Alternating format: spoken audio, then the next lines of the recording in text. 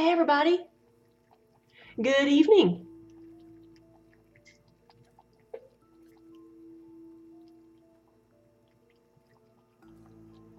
Hey Colleen, let's get this turned on.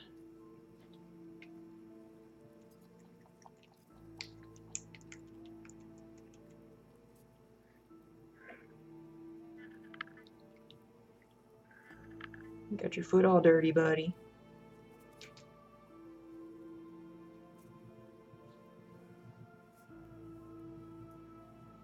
What's up? He's got clay all over his foot. What have I got here?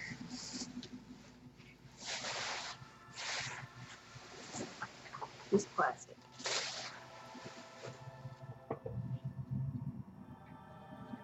Alright, so starting out tonight, I'm going to make a few snippet bowls. Snippet bowls are little organizers. It'll be a double-walled piece, and I'm going to make it in 2 different sections. Hey, Aaron Dose. Yeah, good evening, everybody.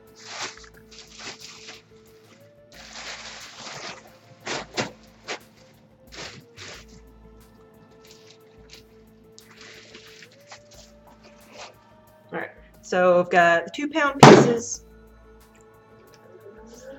We had a good dinner. I made enchiladas and rice.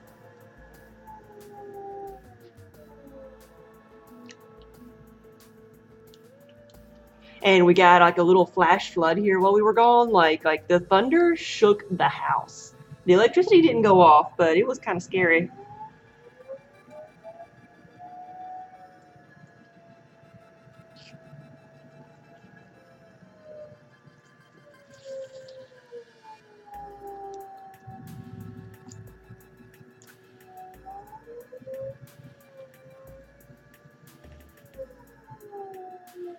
Where is my scrap bag? I need a new one. There we go.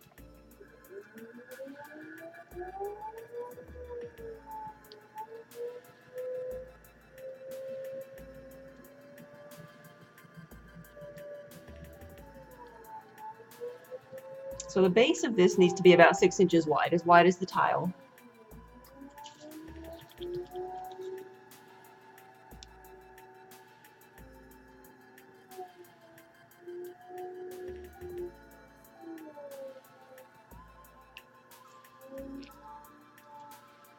Hey, Wildzen. Yes, welcome back, everybody. Now I'm making the snippet bowls here.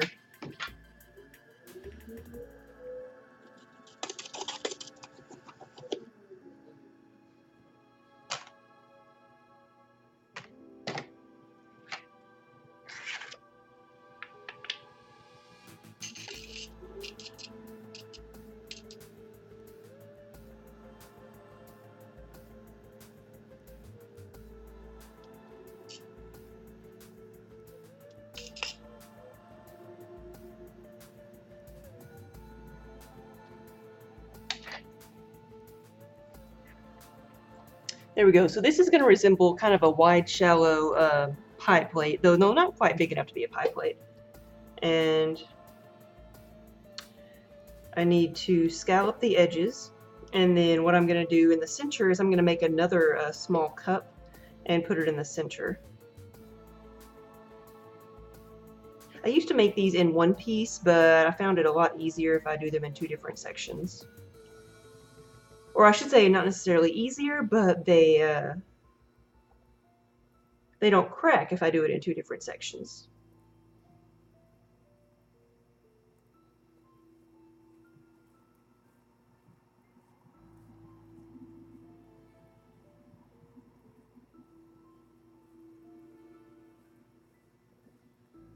There we go.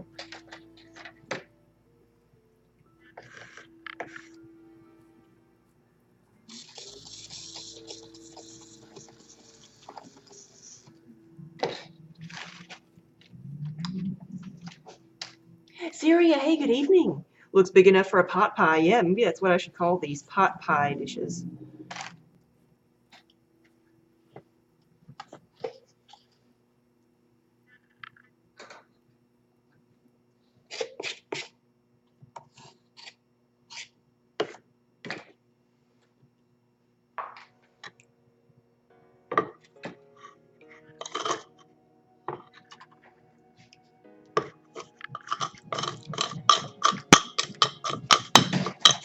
Oh, did y'all hear them coming? You could see them coming too. Goodness.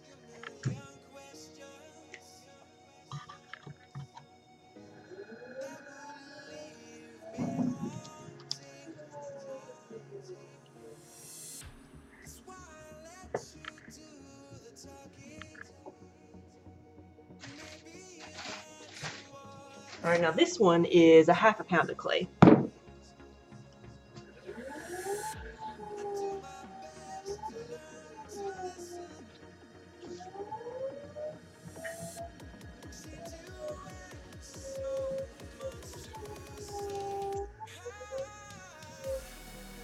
Now with these, I'm going to go all the way to the bottom here. This is just going to be a hollow cylinder.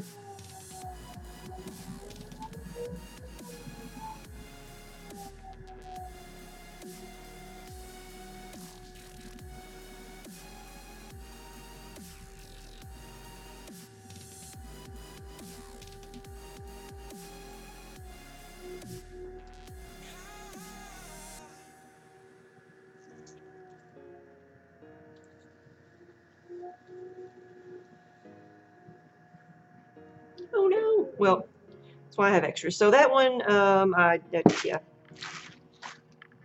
That's a very small claytality. Partial claytality. So let's try another one.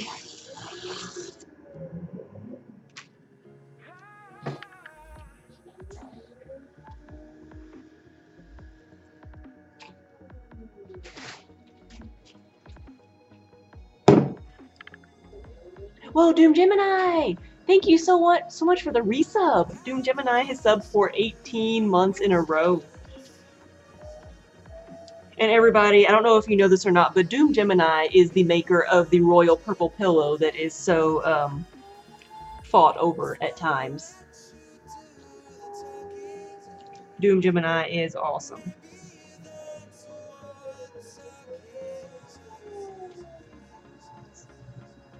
Oh, there he is.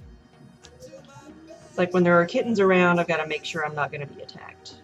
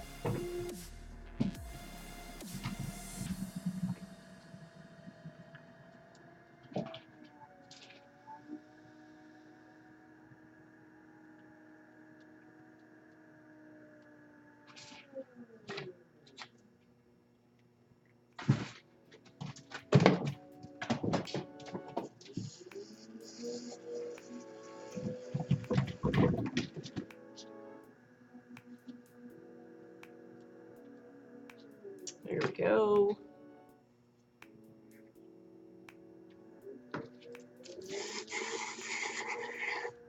Make sure we're level on the inside.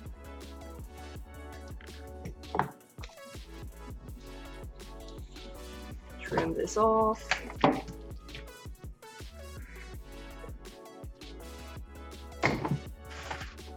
Have our snippet bowl here again. I'm going to pick this up and set it in the center. Adjust it a little bit, and I have a snippet bowl. So this is, like I said, a little organizer. You put your needles, your scissors, your taller items in the center, and then you can put your stitch markers and buttons and snips of thread or whatnot in the outside.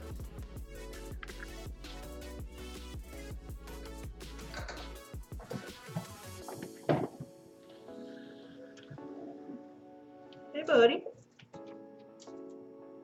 You coming up here?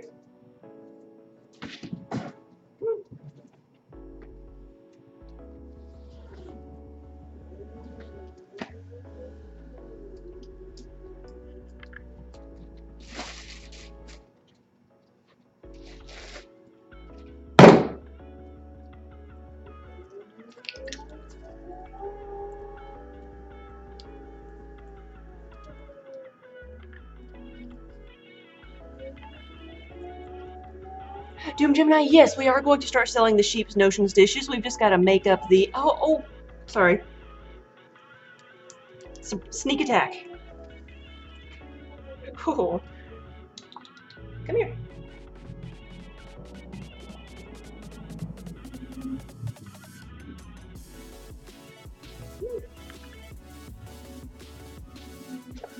Whoa. If y'all are in that feisty of a mood.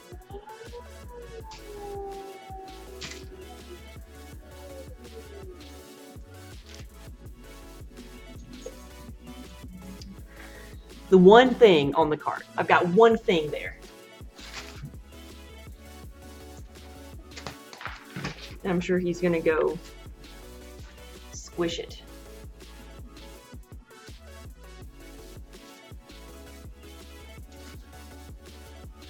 Hey, buddy. Come here.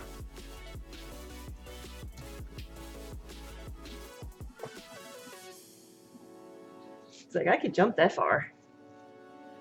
They could be on the bottom level. I don't put things on the bottom level anymore because of them. Come on. Wolf, I got you. Oh, I got you. I got you. Doom Gemini, they have gotten so big. I'd say they're at least 3 or 4 pounds.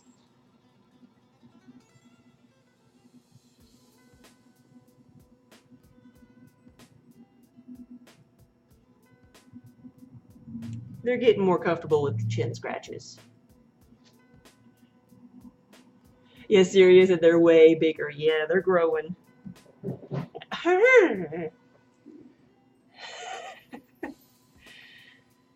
Kid, give me some warning. Do I have to put a bell on you? And you could learn to jump instead of climb. Ooh. No. Why don't you come here? Oh, I'm gonna get you too. Rawr.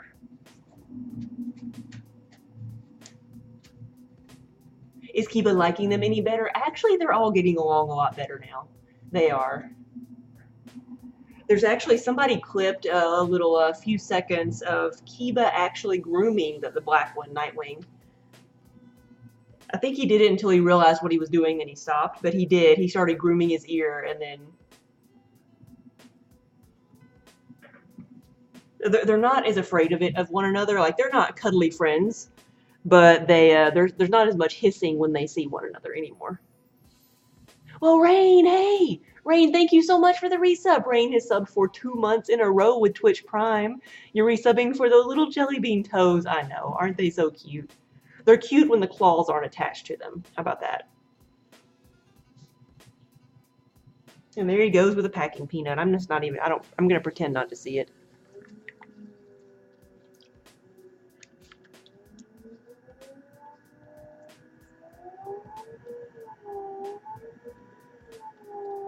Yeah, they're all actually eating together now. Like, I feed them in the same place in the morning instead of having to feed them separately, so Kiba's not as aggressive towards them as he used to be. He was never super violent. He just he didn't want them to be there, so he just ignored them. Now he's at least not hissing at them all the time like he used to.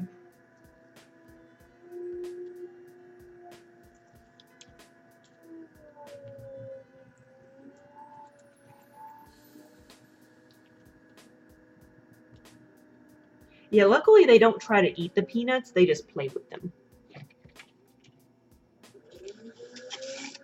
But the Nightwing, the solid black one, he is a little magpie. Like, the other day I turned on my wheel and there was something spinning around and suddenly peanuts started coming out of it. Packing peanuts, where he would get a packing peanut from the packing room, bring it up here and play with it in the wheel.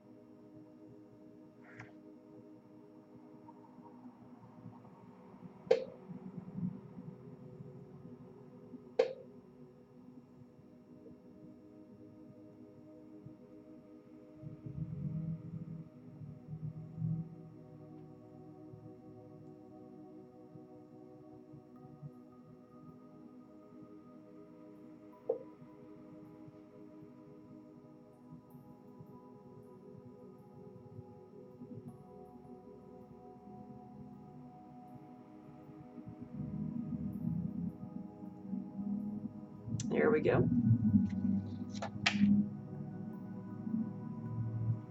And Gemini, yes, and you saw the new glaze, the fire opal. Yes, no, its name is now officially fire opal.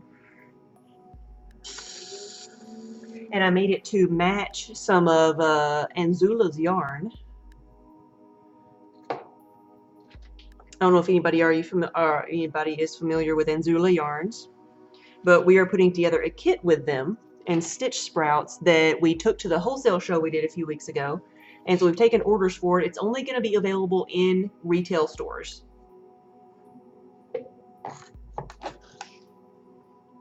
And it features some pink and brown yarn for one of the kits. There's two different colors.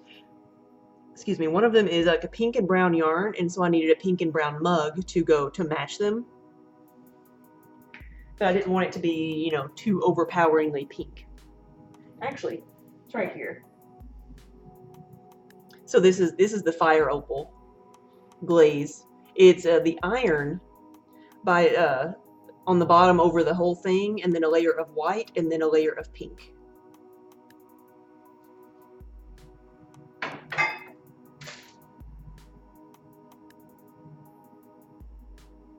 Oh, Wild Zane, you got your blood work back, and the anti-inflammatory diet is working, so you've got to stay on it all. Yeah. Well, hey, I'm glad it's working.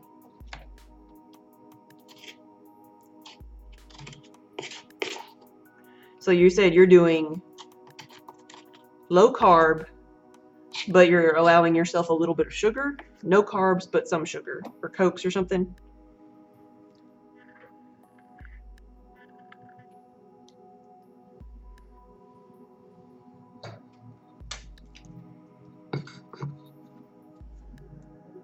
So it looks like I have 7 snippet bowls to make.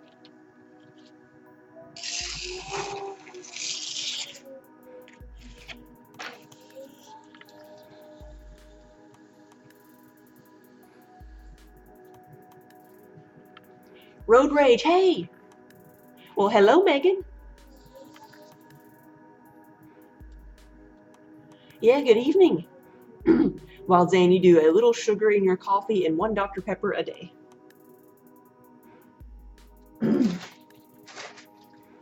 This is the ½ pound that I'm going to use to make the center cup.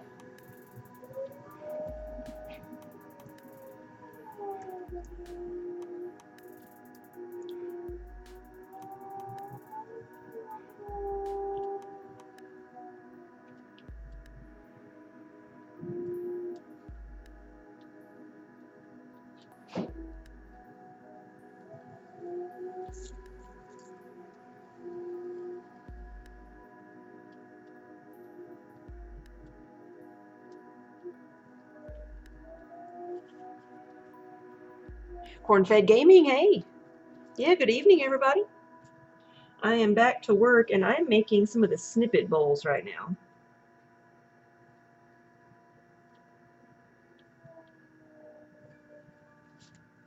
These are little organizers. They are 2 pieces put together, a wider bowl and then a center cup.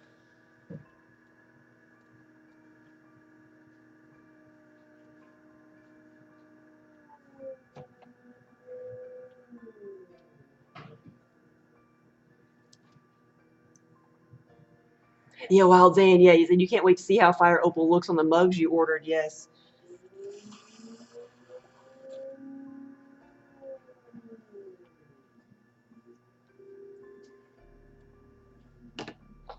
You ordered the, and so, like, just to clarify, since you're here, you want me to try putting the pink and the white over the colors you gave me? Because I think you picked, one of them was purple.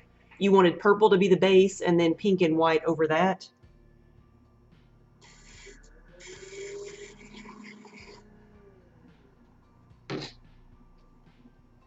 Or do you want me to keep all of this the same color, like iron, white, and pink, and then just have the bottom be a different color?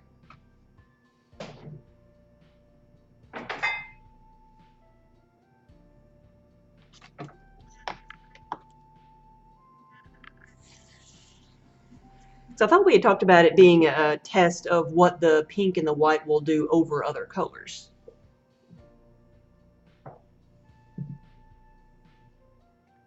So I cut this off. This is, it's hollow. I'm just going to set it. There we go. Center it a little bit. And I have another snippet bowl.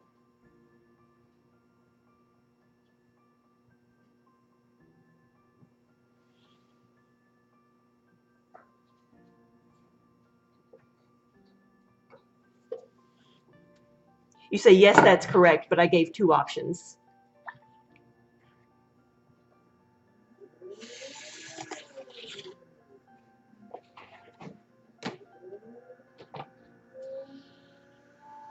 The guinea pig testing the pink and white over other colors. Gotcha. Just wanted to make sure. So I'll always second guess myself. Midnight Wolf, hey. Good evening. And welcome back, everybody.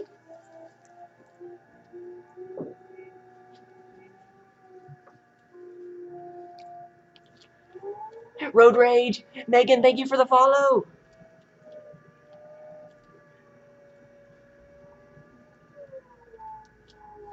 I hear a Minnie. And so do they. They're so cute. Minnie was meowing, and so they're going to see what she wants.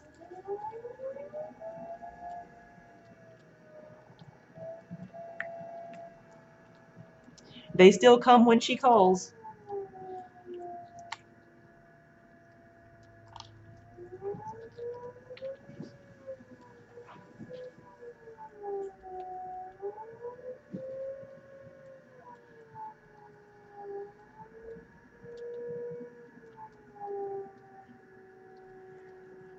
Oh, and they pounce on her.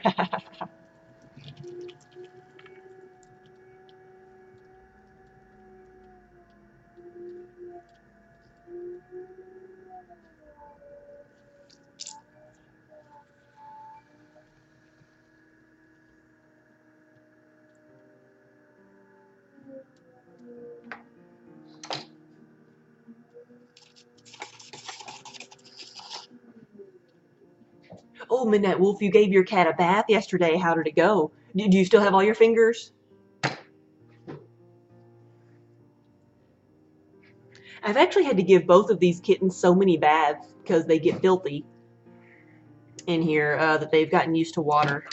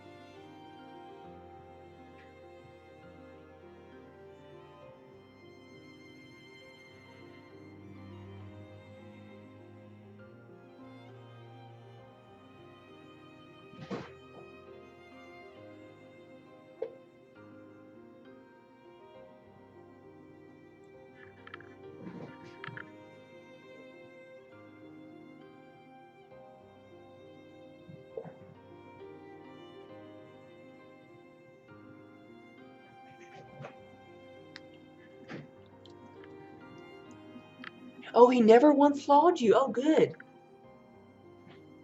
He didn't want to be in there, and he even grabbed onto you once, but he never unleashed his claws. Oh, wow, you've got a good cat.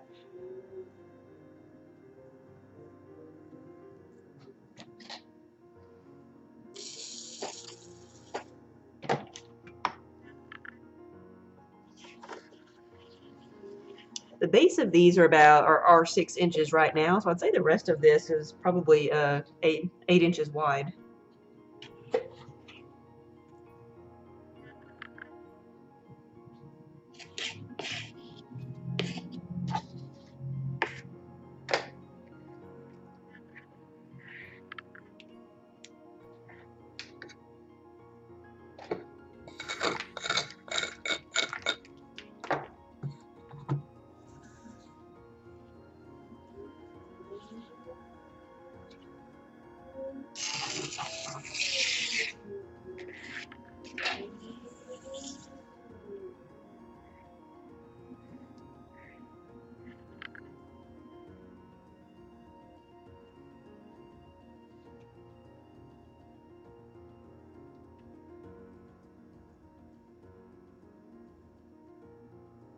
You know, Syria, yeah, if you hadn't said anything, it kind of fit with the conversation.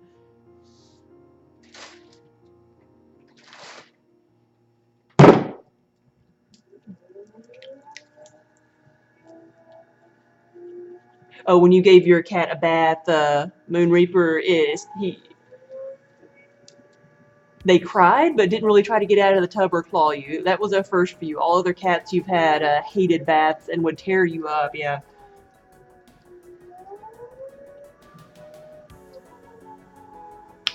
Yeah, I've never had an experience bathing a cat that was good. As a matter of fact, when Kiba got all when he got something in his fur, he had something stuck in his fur on his back, and we were because when he was an outside cat, we were to the point we had to either try to give him a bath or figure out like or trim him, take some clippers to him, and we decided we would rather try to hold him down for a few seconds and run the clippers over his back rather than try to give him a bath. And that's how we found out that he enjoyed being trimmed, and so we get him a haircut every summer now.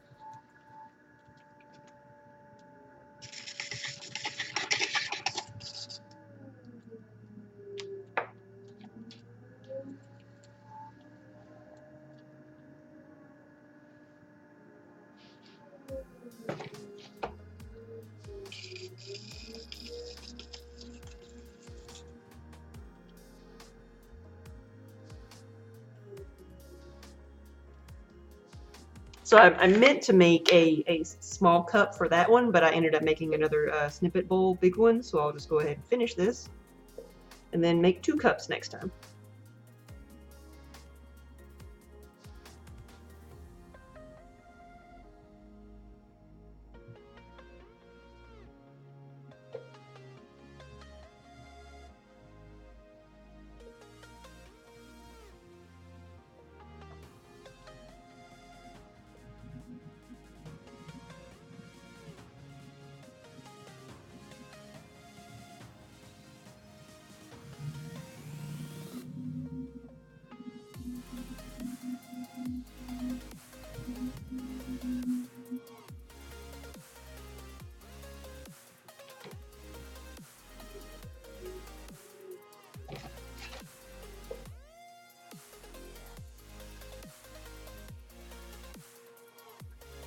Oh, Midnight Wolf, when you were a little kid, you when you got a kitten, they actually liked bathing, loved bathing.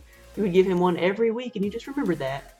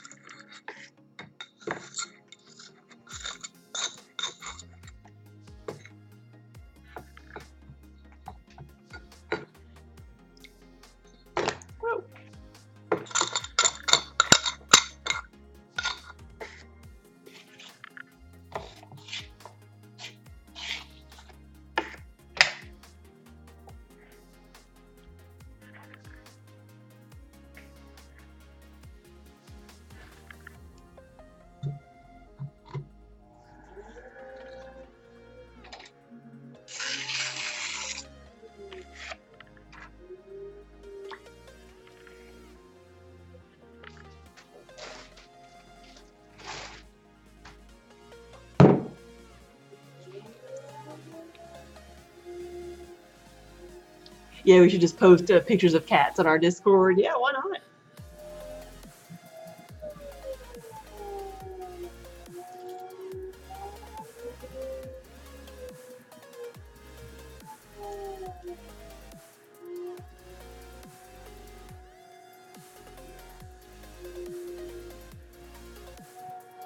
Now this is the center cup that I'm making for these.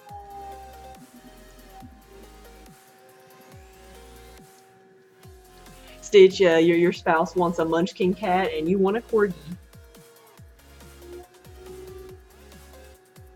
At least you both like animals with short legs, right?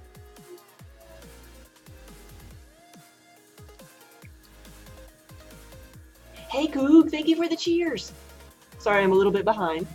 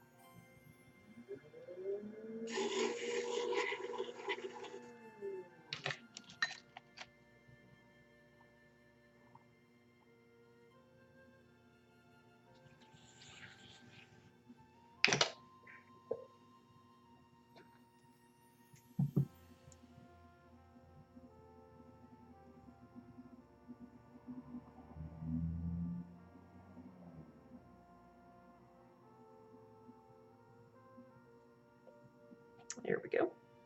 Snippet bowl number 3.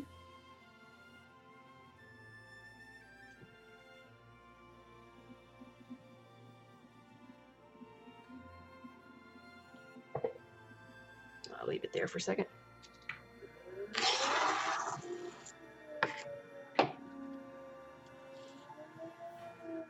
Yeah, Knitter Girl, enjoy your supper.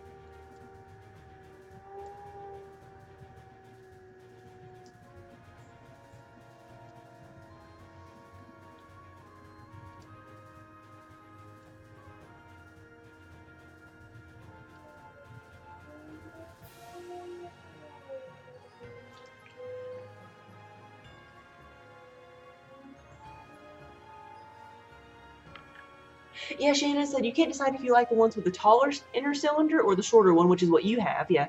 Seems like the taller one might be really practical for long things like the longer knitting needles. Yeah.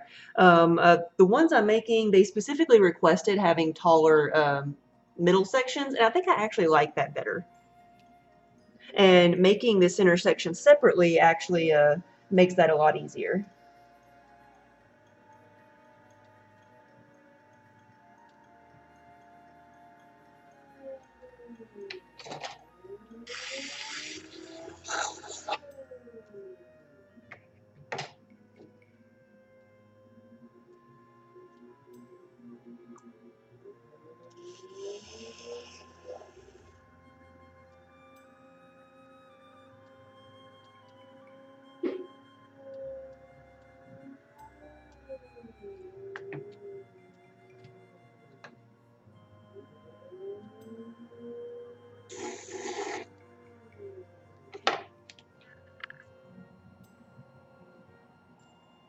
Do I have the cracking when I do them separately? No.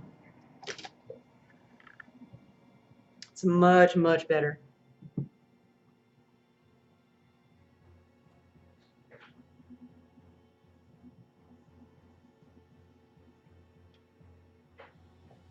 There we go.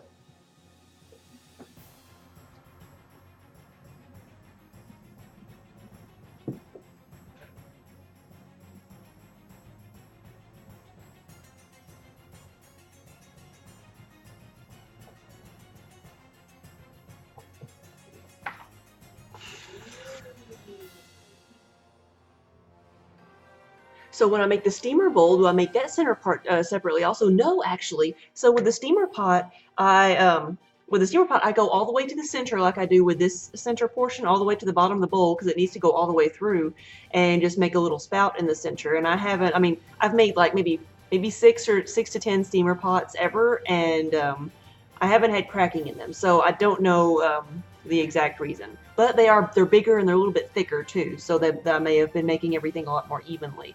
Because the cracking at the bottom,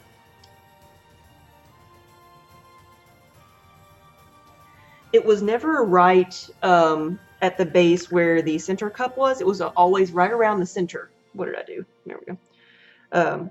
It was always like right in the base. It was like a crack all the way around there, not touching anything. And so what I think I did was when I made this all as one piece, I think I made this section right here like super, super thin, and it was causing it to crack. So now that it's I made it as one piece, it's much more even.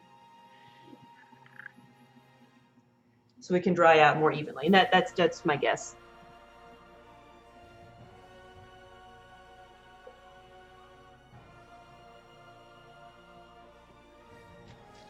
Six chihuahuas, that sounds like a rat infestation.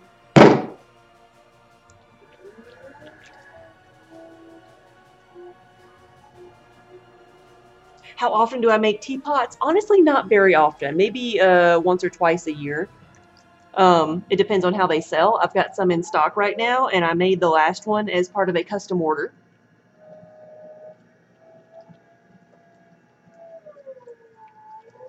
Because teapots are not something that I sell very often, but it's something I always kind of like to have on hand because it's kind of like a signature, or kind of like a nod to being, a real potter. It's kind of like making a dinnerware set. Can you make a teapot? What does your teapot look like? Because it is kind of a challenging piece to make.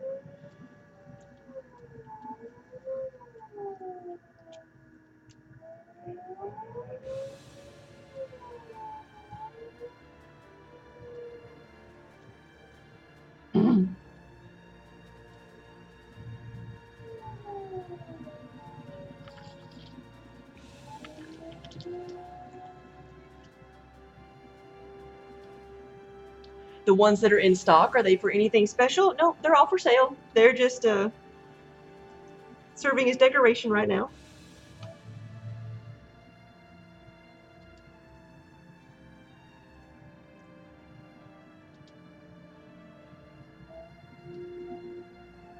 Well, it's like when Rico Loco came into the studio, I pulled out all the teapots. They wanted to buy a teapot, and showed them the different shapes that I made and the different colors. And they picked one shape, and they picked another color, and that's what I made.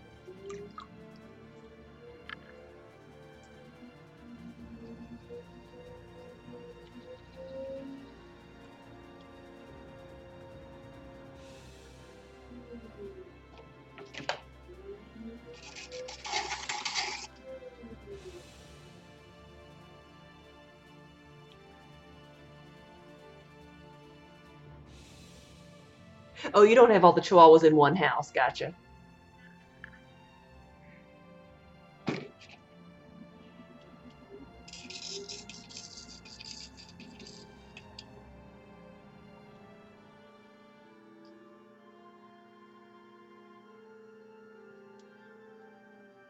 So I think you can see some of the teapots if you go to if you Google us and take the Google 360 view, look at the 360 view of the front of the studio. I think you can see some of the teapots there. It is, if the command is working, it's Command Studio View.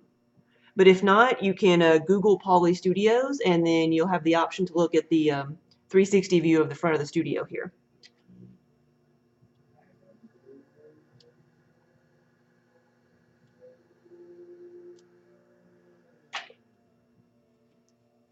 It's not working.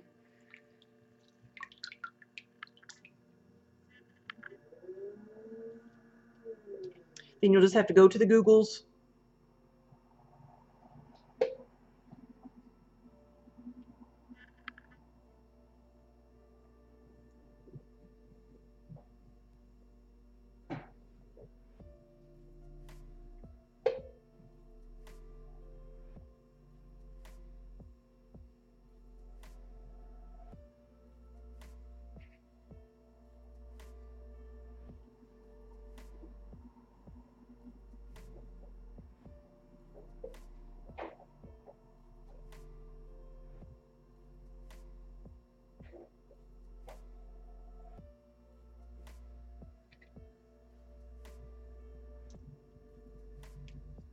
Well, Colleen, I think it has to do with the specific bot that command is a part of, and we just probably don't have it turned on.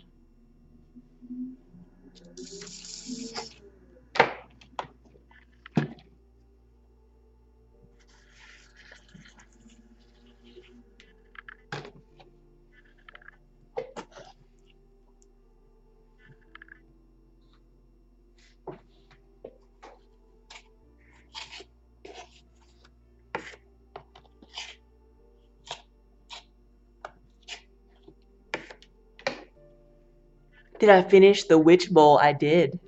It's drying out.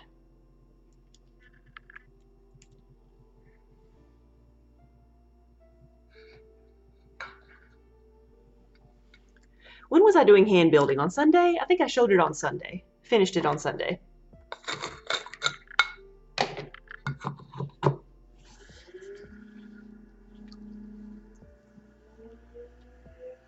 Yeah, the studio looks empty compared to all the racks that were in the Google photos. Yeah.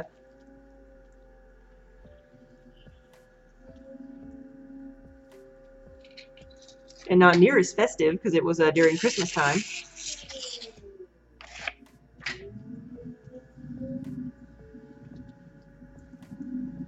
Yeah, Moon Reaper, you love the different handles on the teapots in the 360 view. Yes. And that's what I try to have fun with.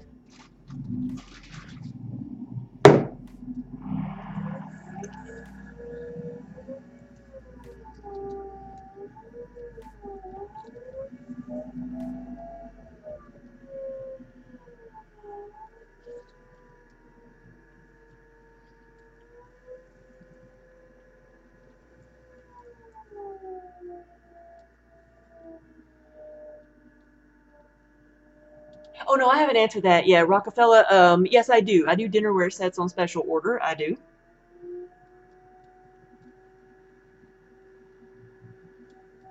We may have some of them posted on our Facebook page, that or Instagram. I don't remember.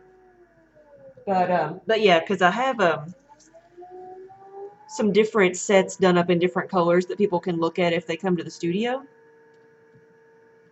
And then last year, I think I took my first order for a full dinnerware set.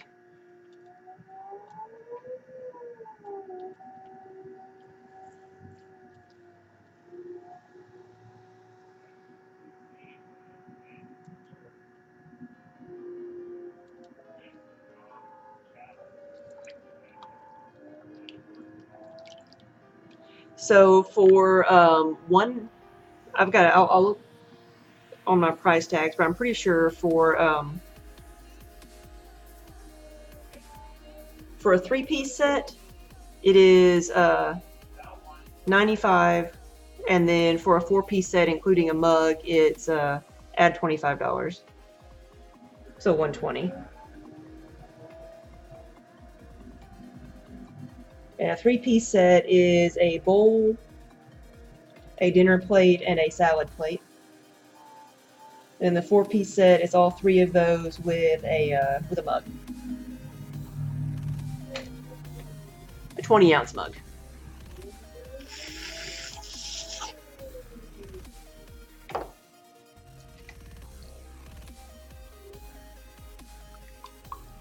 Do we have sponge holders on the website? I don't know, actually. Tell me if I do or not. I honestly don't know. Shanna had ordered something on the website. I forget what it was. Maybe it was a sponge holder or soap dish. One or the other may be there. We actually just added... Oh my gosh, I found it! It was like under my mat here. I found my green one! Something else fell and dislodged it a little bit. My green rib. We just added the Notions dishes, like this one, alongside the spoon rest, because this one specifically, we added this one because this is what I'm giving away to our subs this month. You should have gotten a coupon if you're sub to the channel. Your coupon will get you one of these for free, a Kiba dish. And so we're working on getting the rest of the Notions dishes, the plain ones, up so you can order those as well. And someone asked earlier if we're going to have the sheep dishes up, and we do plan on selling those. We've got some pictures. We just need to put them up on the website.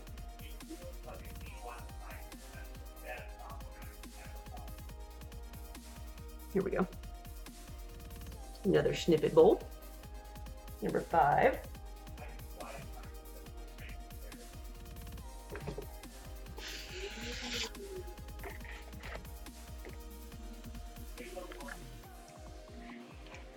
Sponge holders are 15.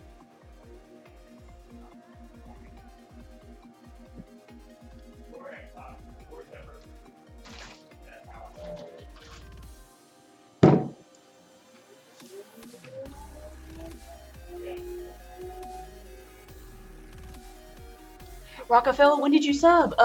Well, I will tell you this. I don't know when you subbed, but we send them out at the first of the month. We actually sent the one for July out today, so we were running a little bit behind. But if you sub like in the middle of the month, then usually we send a whisper with the coupon code. But so check your email. Check the email that you. Okay, so you should have received one then. Check the email that is associated with your Twitch account.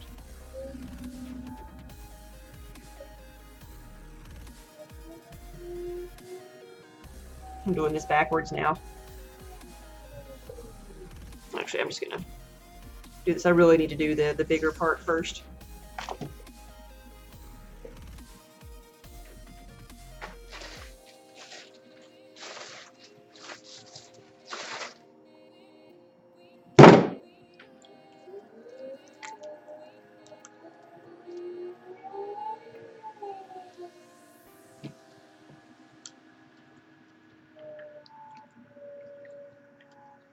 So Moonreaper, are you trying to order a sponge holder?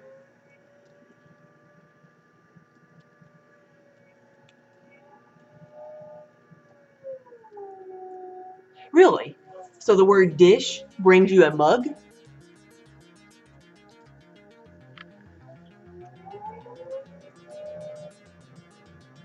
It's coffee. Hey, you say your name used to be Koala.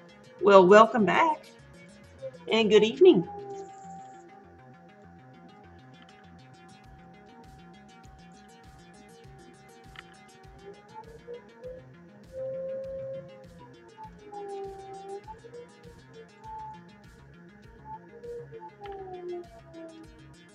A dish brings up a Kiba Notions dish and all kinds of other stuff.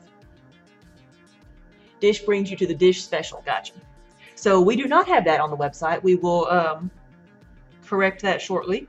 There's 2 things you can do. You can either send me an email, and I can send you a PayPal invoice with shipping for whatever you want.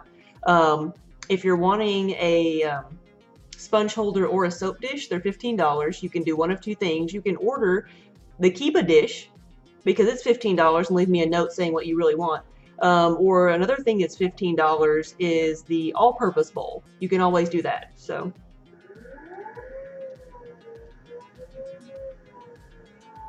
just order one of those, pick the color you want, and then leave me a note saying you want it to be a sponge holder.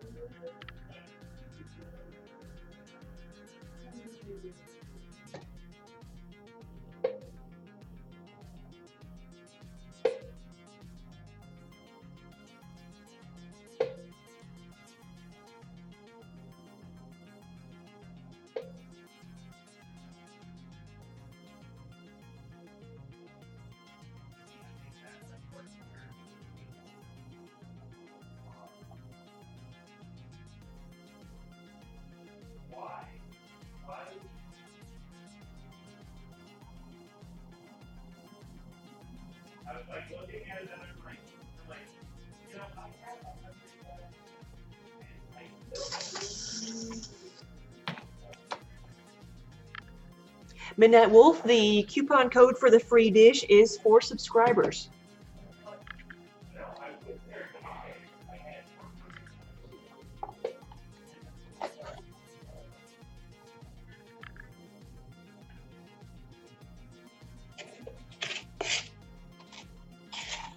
I'm giving stuff away for free, but only to my subs.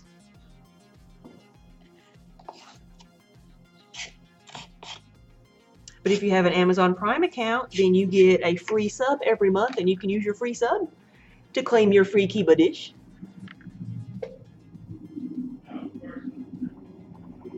What's the name of my other cat? Minnie.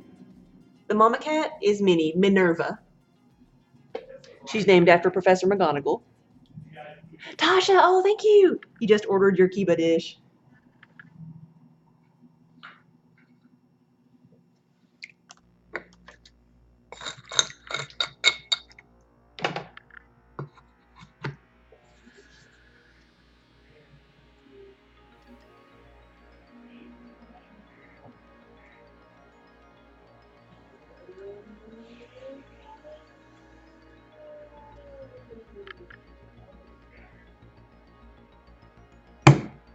Okay, now I'm ready for this. Oh, Raka said you'll get yours tomorrow. You have friends coming over that you want to show show the website first. Oh, thank you.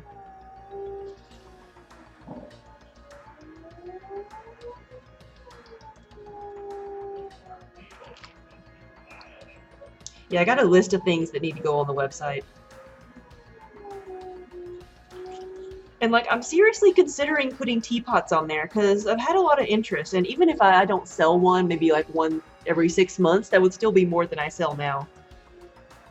But my problem is like, I have the different shapes and I have them in different colors, but you know, I don't have every shape in every color for people to see. So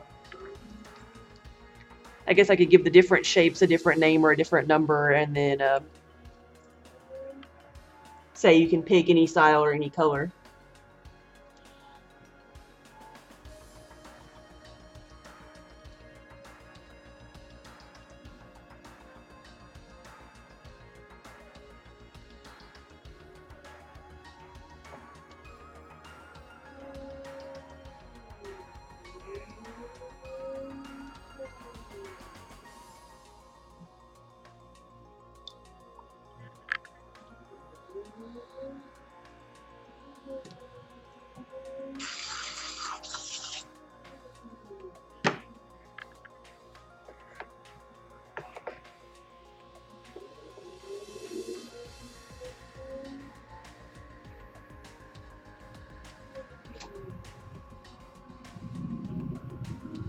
I should make a list of everything available for custom order. People like that stuff a lot. Huh.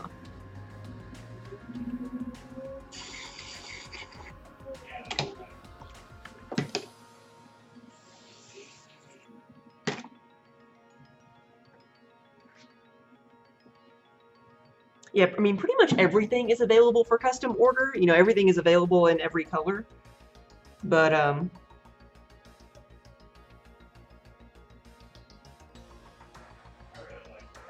trying to put it up as a legible listing sometimes gets confusing. People still get confused about the way we have the mugs set up, so I'm always trying to think of a way to make everything more, you know, clearer and more able to be understood.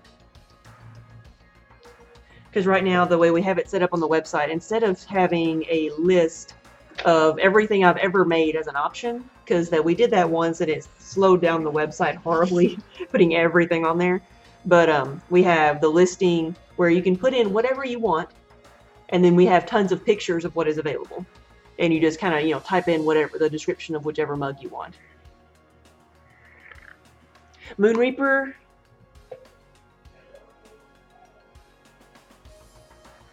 Okay, thank you. Yeah, I'll look at that because I'm not seeing whispers right now, so I'll check that out when I get offline.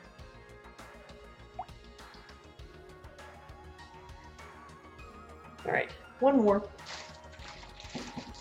snippet. I hear people shooting off fireworks.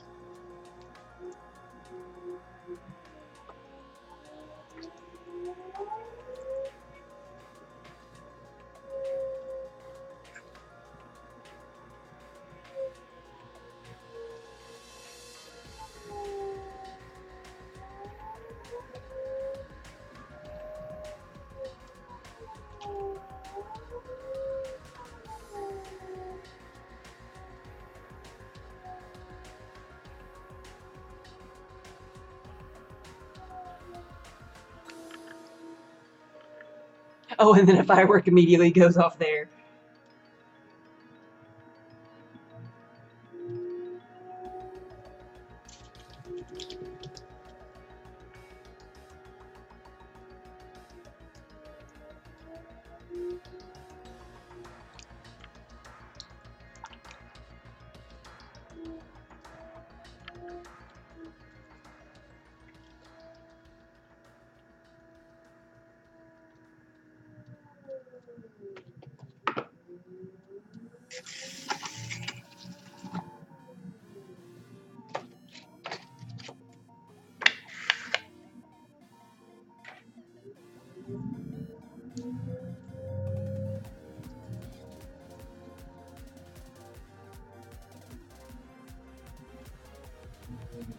Hey, Kiba.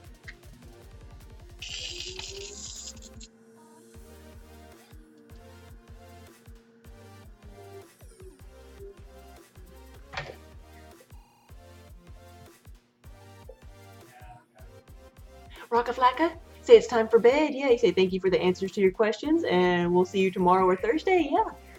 Have a good night.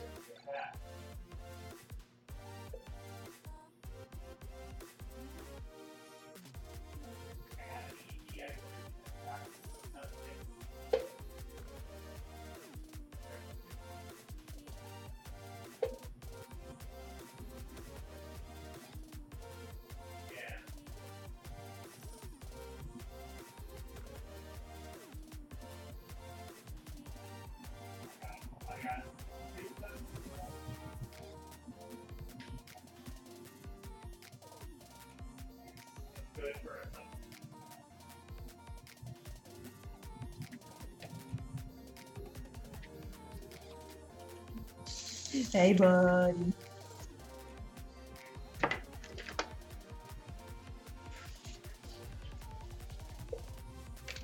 You think the kittens are getting so big until you see them next to Kiba.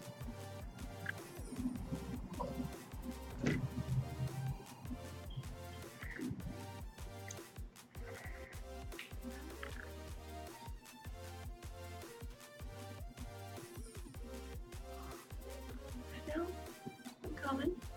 Hey, buddy. Come on. Yeah. Nothing looks big next to Kiba, yeah. His belly. Yeah, his fur is almost grown back, but not quite. He can still be a lot fluffier. The poof on his tail, yes. That's how you can tell that his fur hasn't grown all the way back, is because he still has his poof. When his tail grows in, we know it's time for a new haircut. Mm-hmm. Oh, all the cat fluff everywhere now. He's like a dandelion. You touch him and he goes poof. Ooh, is that a good spot? Is that a good spot? Oh, there we go.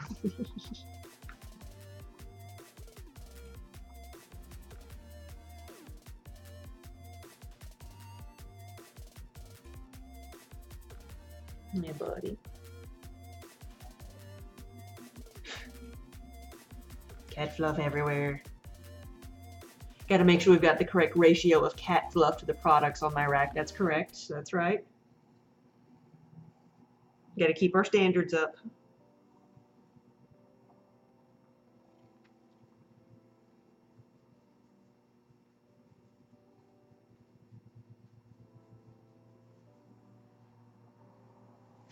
Right.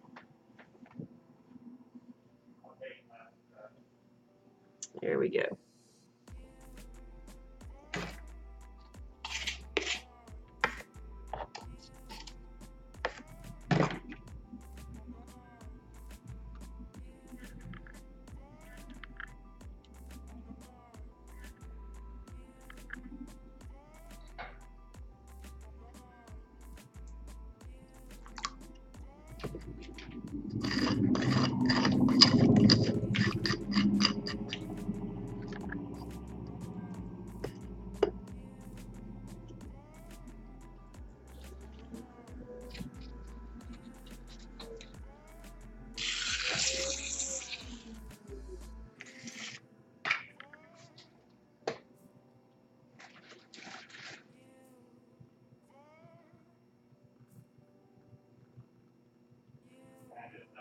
What is this Wild saying? Fireworks and a chainsaw? What? I think I missed something.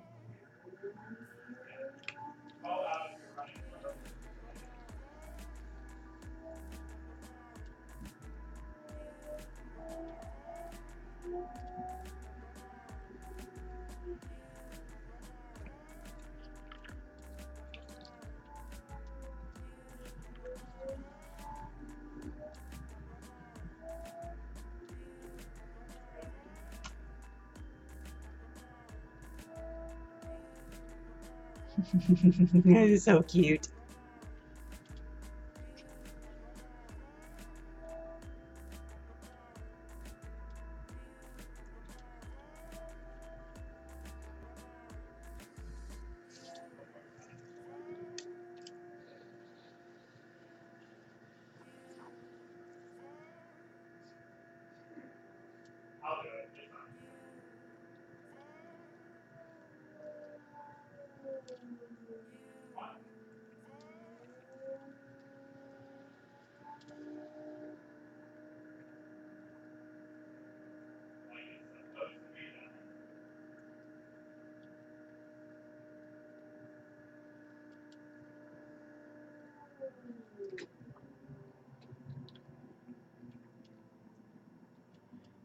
Yeah, you need some refreshing clay water after all that hard work, yeah.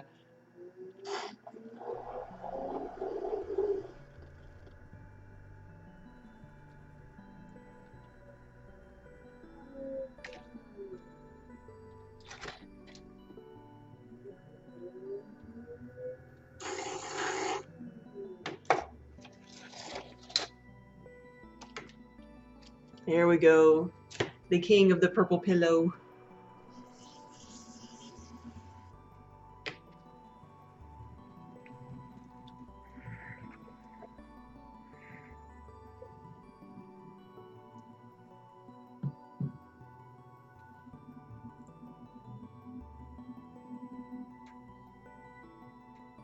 There we go. We have 7 snippet bowls.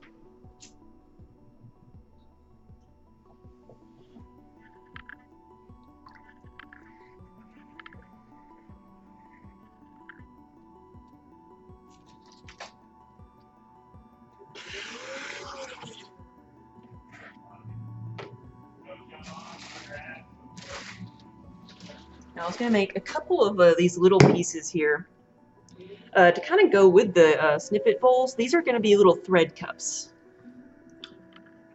It's one of my new products, and I'm actually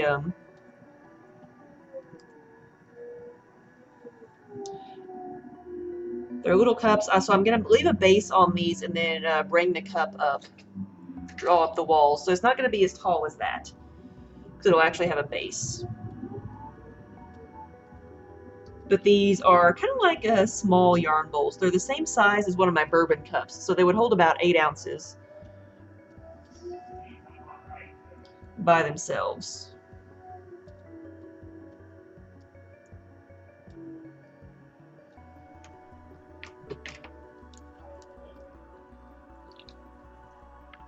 Yeah, like smaller than the mini size yarn bowl, because this is only a half a pound of clay, remember.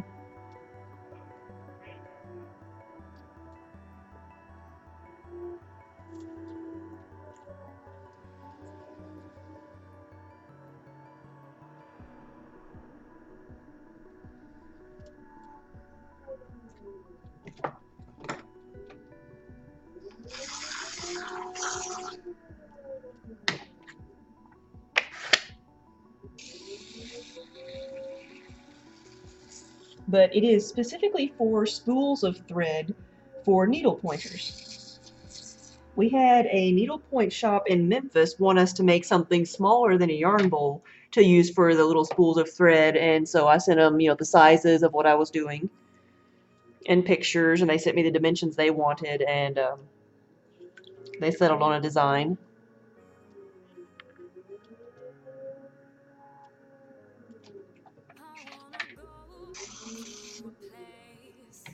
So since I've got this first one made, I'll try to make the other ones match it.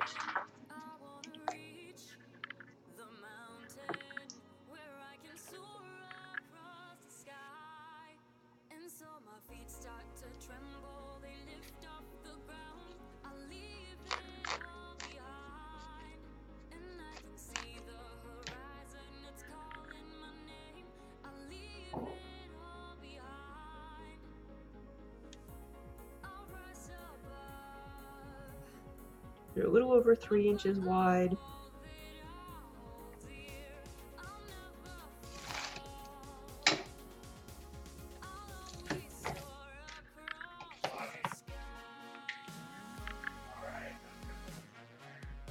And a little bit taller than the handle there.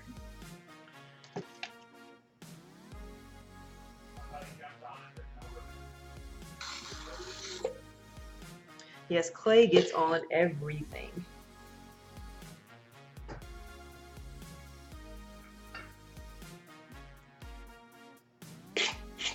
We're gonna do 5 of these and then get back to making some of the bigger bowls. And we have a Kiba lump.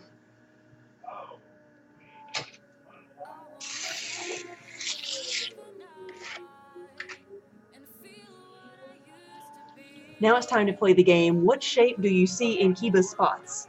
Last night or the last time I was streaming, it was a heart. Sometimes he has Mickey ears. I don't know what he is tonight. Besides a cow. Very technical measuring, always.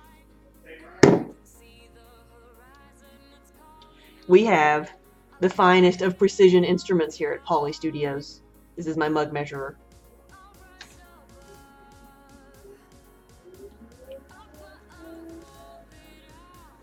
You call that a cat meatloaf. Coffee, I'm doing pretty good. Just staying busy. We haven't decided what we're doing tomorrow. Like, I may be in here tomorrow. I probably will be, honestly, for some of the day. But we don't know if we're taking off part of the day tomorrow or not. Like, I've seen enough fireworks in my life. I don't get excited about fireworks.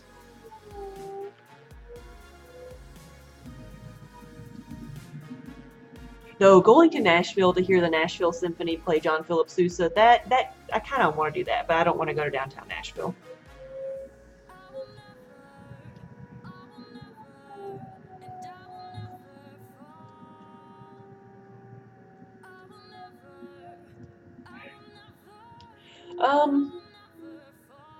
They do some type of little parade, but not anything to get excited about.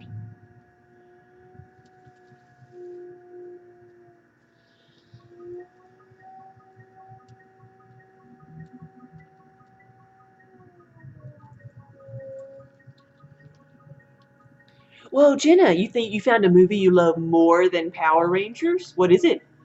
Is it the new Power Rangers?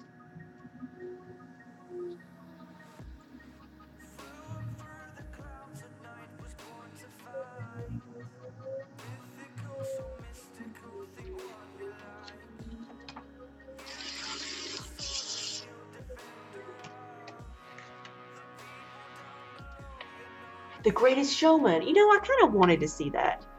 I've heard a lot of people say it was a good movie. Had good music.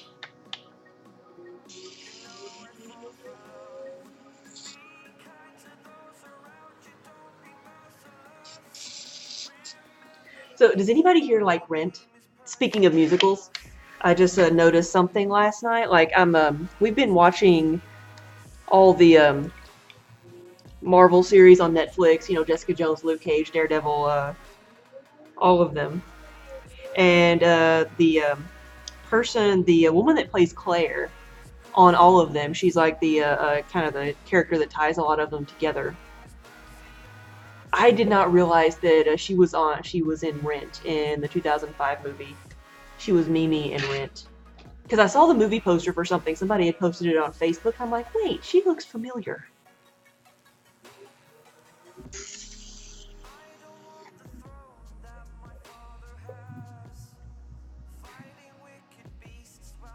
So now I don't know which one I'm going to refer to her as more, as Mimi or Claire.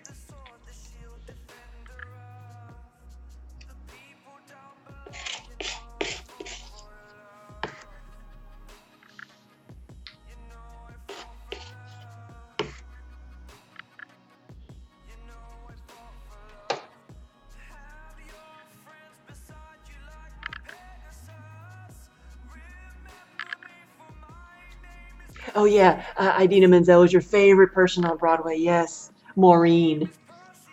I love the show. I've never actually seen the show live, but I love the movie. And the music.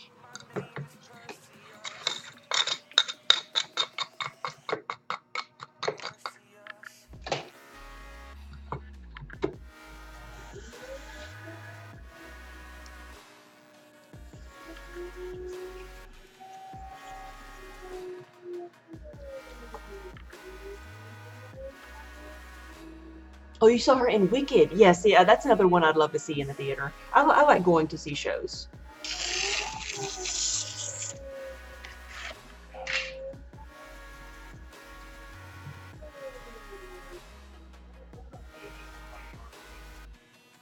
You saw Rent twice, once when it first opened, and then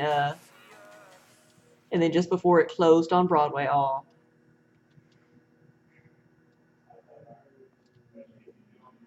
because I cannot think of his character and I cannot think of his name, but on the series Flash, the father was one of the main characters in Rent as well. And while watching the series Flash, I've only I think seen the first 3 seasons. I've not. I'm so horribly behind.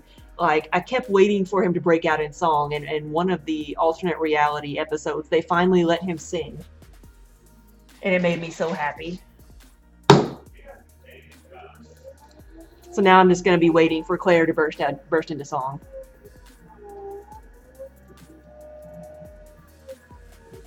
Jenna, you saw Wicked with your mom, and Colleen, you've been to see Wicked a few times because all your nieces want to go at different times. Yeah.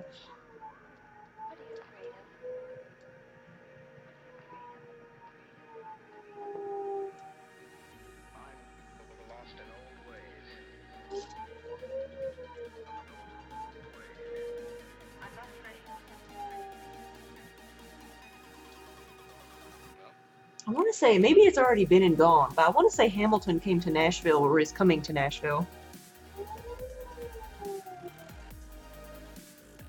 Yeah, definitely, Colleen. It's convenient only living a short train ride from the city. Yeah. Yes, Jesse Martin playing as Detective Joe West. Yes.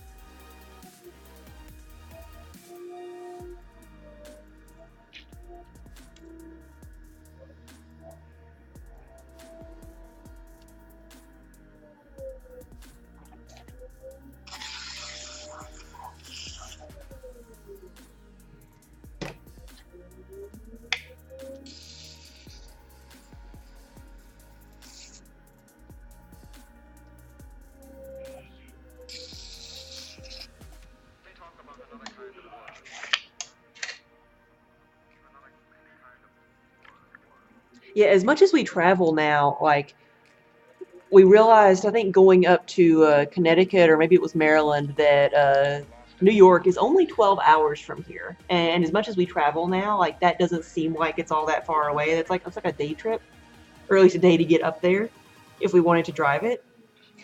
And so we daydream about going up there and then just seeing a couple of shows.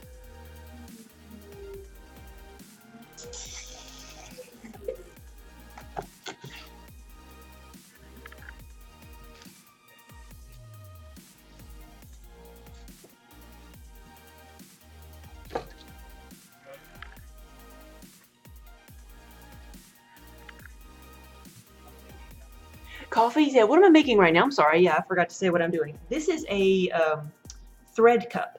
So it's also the same shape and size that I use to make my bourbon cups. But with these, I'm going to end up cutting a little notch in the side, similar to how I do the yarn bowls. But these are going to be for smaller, finer threads that use more in needlepoint or embroidery. Still doing, oh, Spamalot. If we ever get to see Spamalot, we should. There's so many things I'd like to see.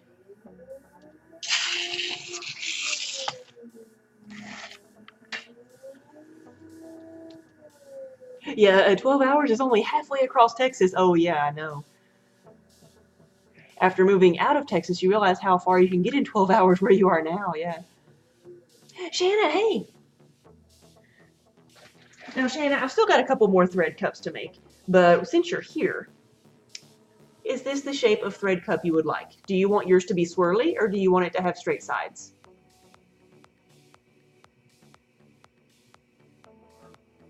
Or are you fine with a little pot-bellied thread cup?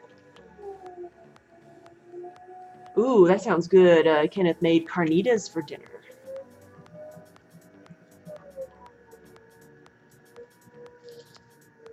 Yes, so much to see, so little time to see it, yes. Ginger, yes, we are in Kentucky. Yeah, we're in southern Kentucky. So we say we're just north of Nashville, Tennessee. We're right on the border in a little bitty town called Russellville.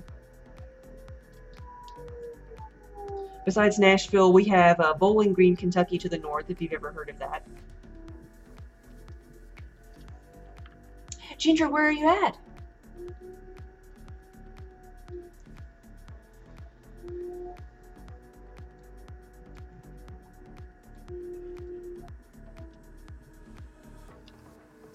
You're from Russell Springs and you're currently in Lexington, yeah. We just did a show up there in Lexington at Masterson Stations Park. That was in May. We did the Kentucky Sheep and Fiber Festival. And then this fall in October, we're going to be in Louisville, Kentucky at the St. James Art Fair. St. James Art Show, I believe it's called. Coffee. Oh, yeah, you were just in Kentucky not too long ago. You were visiting Ohio to see family. Yeah. If you, when you're traveling through Kentucky, if you go through the center, if you travel I-65, then you go right past me.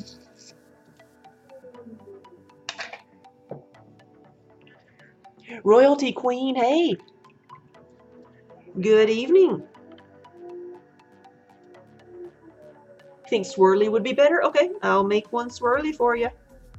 So I've got one more to make.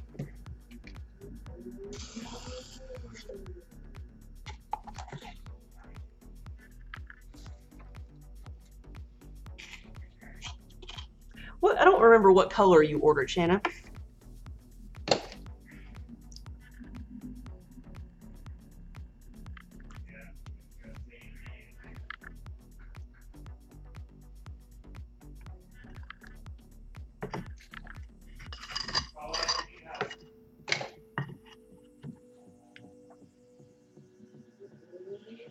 Yeah, Ginger said, you've been watching for almost a year and never realized I was in Kentucky. Oh, funny.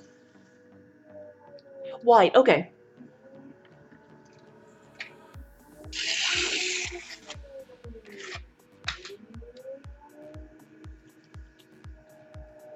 Oh, yeah, you flew in. You lived in Arizona, so yeah, it was a long flight.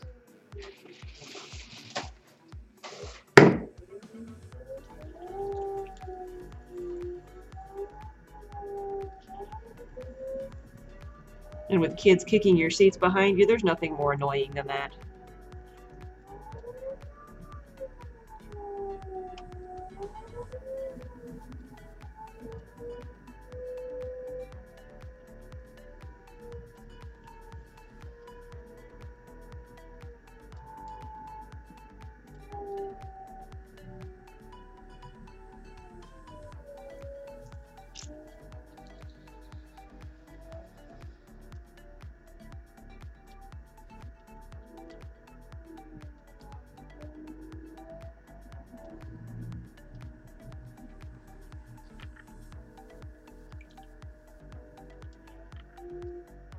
You just learned Landed Mermaid. You just learned that you have a friend who lives in Hopkinsville. Yeah, that's like 30 to 45 minutes from here. Not too far at all.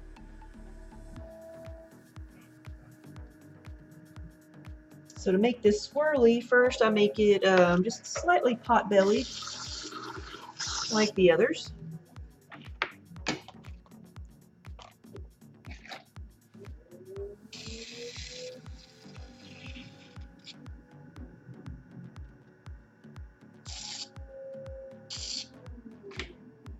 And then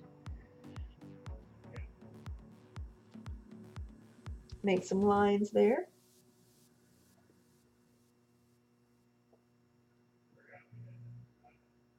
Kind of slowly put pressure on that one spot and give it a swirl.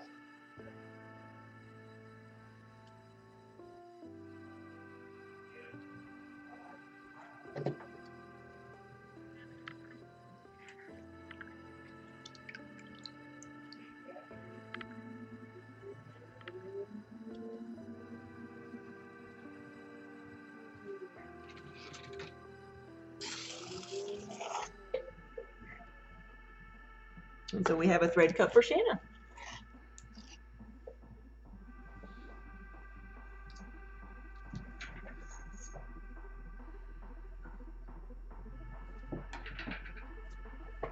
All right, now on to bowls.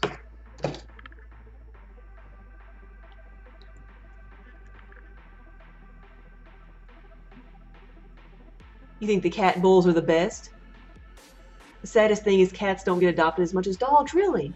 The cats are amazing. You just adopted a kitten yesterday and you named him Linus. Aw. Yes, we have a total of 9 cats because we have 2 of Minnie's kittens here. We started out with Kiba as our studio cat, and then Minnie came to us in February. She was out back and we took care of her, and then found out she was pregnant.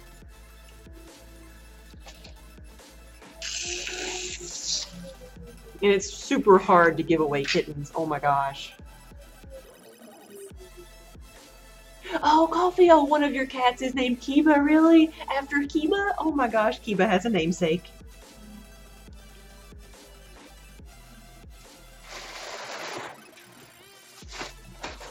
Yeah, I've actually met other dogs named Kiba. Of course, Kiba, the character we named him after in Naruto,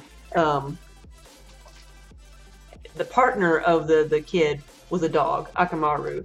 But we named him after the kid, Kiba, because it was easier to spell and pronounce. But so most pets I see named Kiba are dogs, which makes more sense.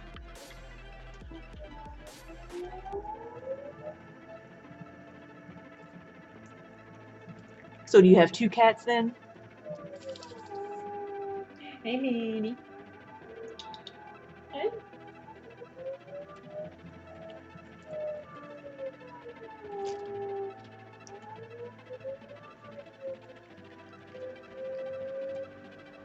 So I'm making some yarn bowls now that are going to be sheep bowls. Because I think in my entire building I have 1 sheep. 1. For my animal yarn bowls.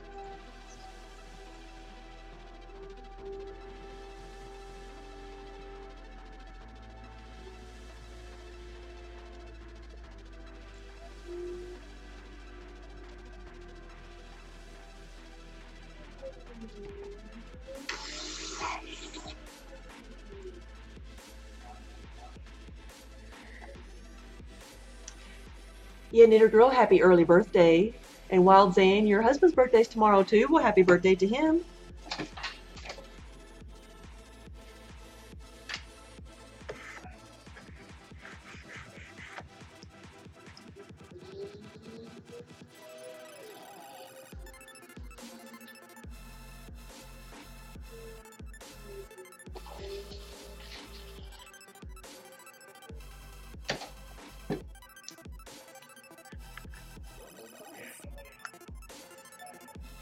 So, a royalty queen, is pottery part of ceramics? Pottery, the terms are used interchangeably, honestly. Some people refer, the difference is how hoity-toity you want to be. Some people feel like if they are more professional if they say ceramicist or they're doing ceramics instead of doing pottery. Whereas some people think of pottery as a hobby and a ceramicist as a professional. Seriously, it's all interchangeable. Call me whatever you want, potter, ceramicist, player in the mud, you know, whatever. It does not matter. The materials are all the same.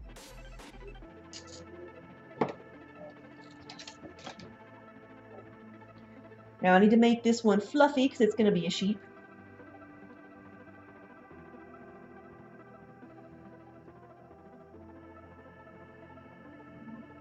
Is that fluffy? That's kind of fluffy.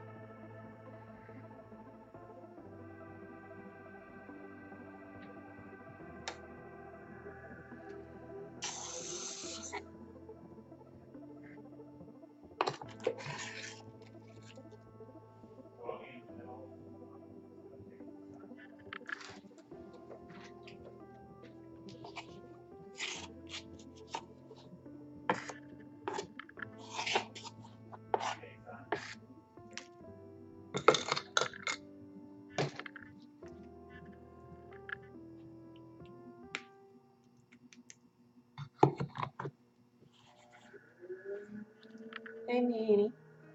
Mm-hmm. Yeah, come here. Come on. Come on, Minnie. Come on.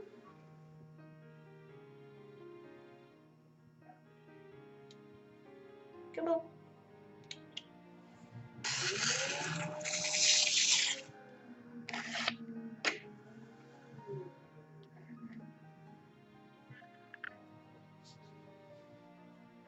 Oh, Coffee, you say Twitch is so cool because you get to meet amazing people like me. Oh, thank you. Queen, you used to do ceramics with your grandmother as a kid. You would paint, and then it would go to the oven, and then the next day you'd take it home. Yeah, same thing. What are you doing down here chirping at me? Come here.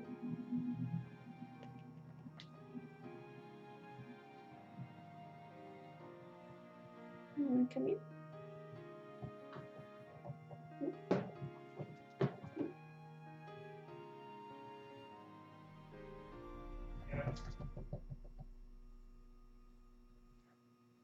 No, she just wants to be petted on the floor.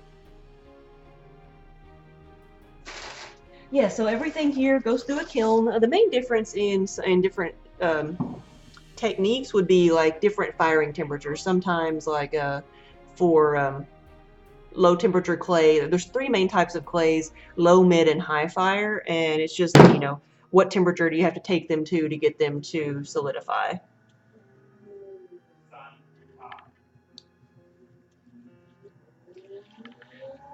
Wretched Beast, yeah, you took several ceramics classes in college. You say the more in depth you get, the more interesting it is. Oh yeah, I mean, there's so many things you can do.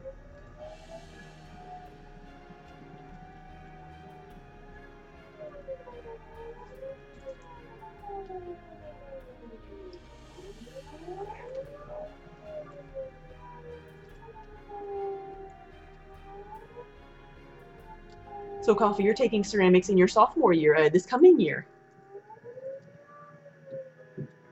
Yeah, I hope you like it.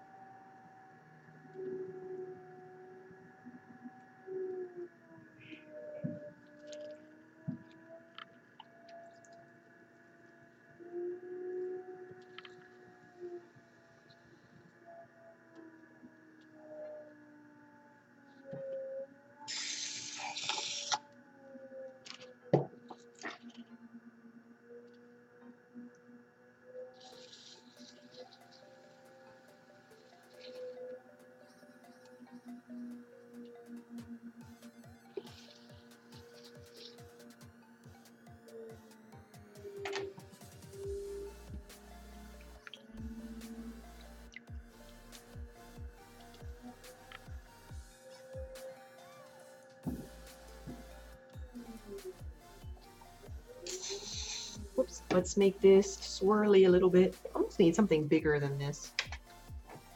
I wonder if the end of that will work.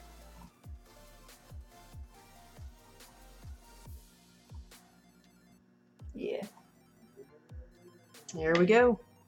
A little bit more fluffy.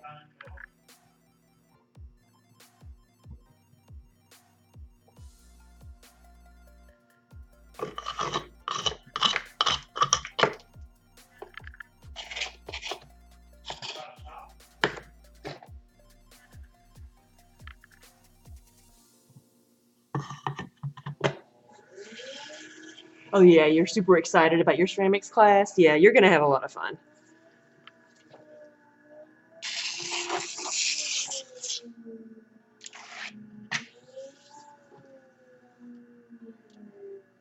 Yeah, thank you, Shanna. Yeah, definitely. Feel free to ask any questions.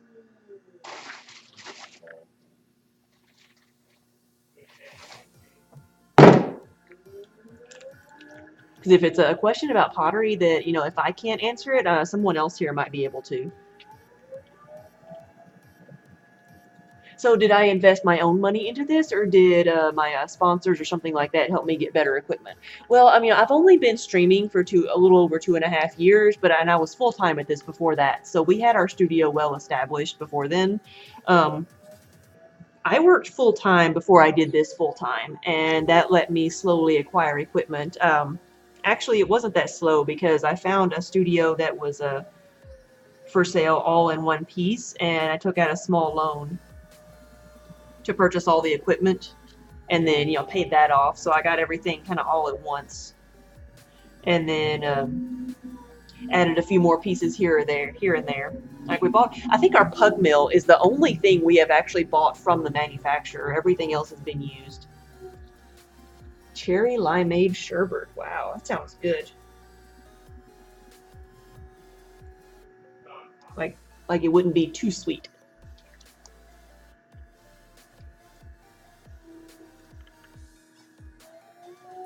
Now, one thing we did crowdfund was our raku kiln. So in 2016, summer of 2016, we put all of our donations, all of our tips towards getting a new raku kiln, because what we used at first was a homemade kiln that was basically a metal trash can lined with a ceramic fiber, and we would put our pieces in there, cover them up with the trash can, and when it was ready to go, lift it up, set it aside, and try not to burn ourselves, and go. But we received enough tips and donations to actually fund a new, better freestanding kiln, raku kiln, which is what you'll see us using the next time we do a raku firing. It is much, much safer.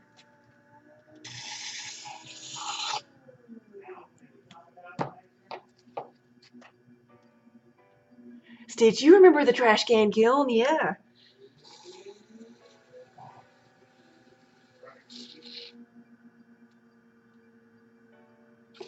So I am very honored that so many of you did not want to see us burn ourselves. So thank you again for helping us get the raku kiln. I should make this a TV show, and maybe it could air on Discovery. That'd be awesome. I don't know, like, I've never been the type that been a very talkative type, and I think seriously the only reason I'm able to talk as much as I do, like I don't freeze up and get too nervous and get camera shy, is because I'm working. I'm doing something with my hands. I'm doing something I'm comfortable with. I can talk about this, but like making YouTube videos are hard for me because I have to read from a script. Like I get tongue tied. So I wonder what would happen if I had to actually go on script. It might be better now because after streaming for a couple of years, I've gotten much better at communicating. Yeah, I said anything with fire should be done properly and not out of a trash can.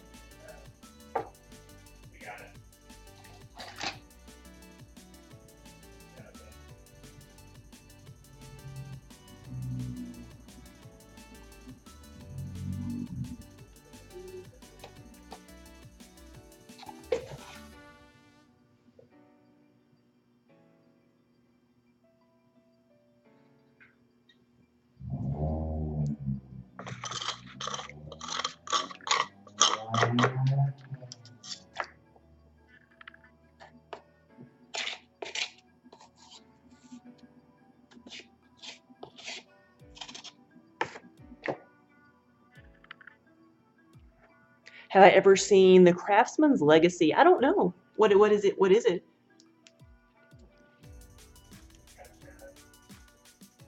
Yeah, it was like seriously the trash can kilns. With Shanna's comment, the trash can kiln was prettier to watch, but it did seem kind of sort of dangerous at the end. Yeah, the flame shooting out the top was very pretty. Oh, hello.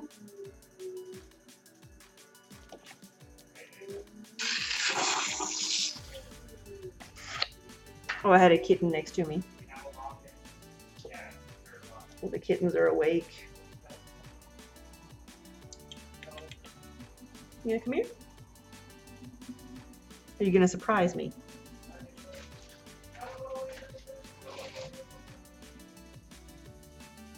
It's a PBS creative show. I don't know. I may have seen it. I just don't recognize it right now.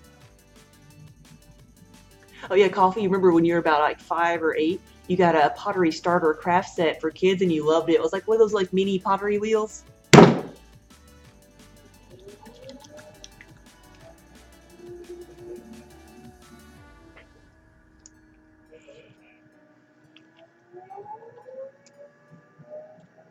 Yeah, Kiba gained control of the purple pillow again.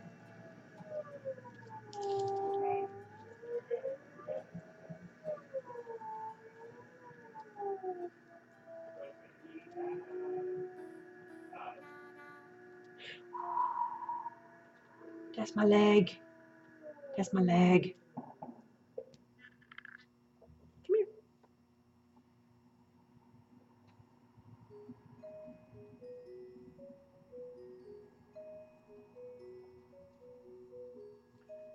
See, I do this to my other cats and they'll jump, but they haven't figured it out yet. Come on. There you go. Ooh, what have you gotten into, buddy? You got a skunk mark.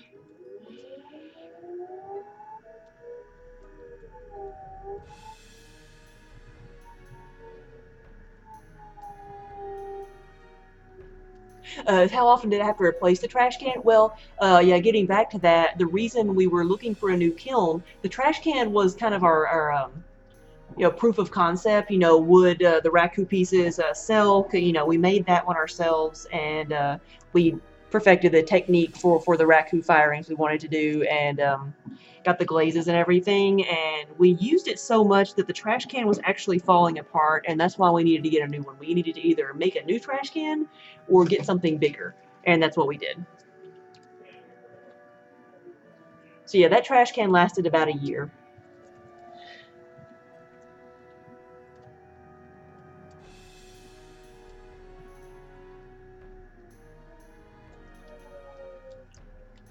I can't decide if Tux wants to go attack Kiba or if he wants to jump on my snippet bowls. Hey, buddy. Come on. Mm-hmm. Let's do this.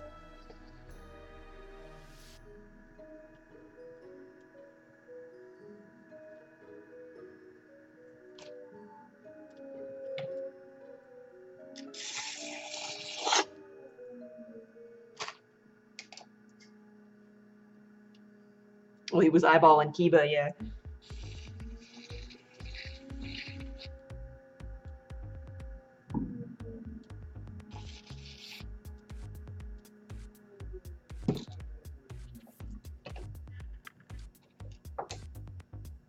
Here's my sponge. Yeah, one of your older cats, his name is Tux because his neck had like a tuxedo look to it, yeah.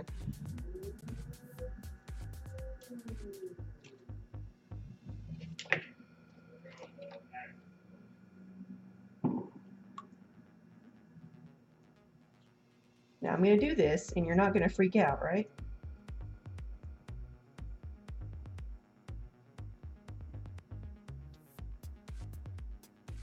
Because sometimes so much movement makes them want to play.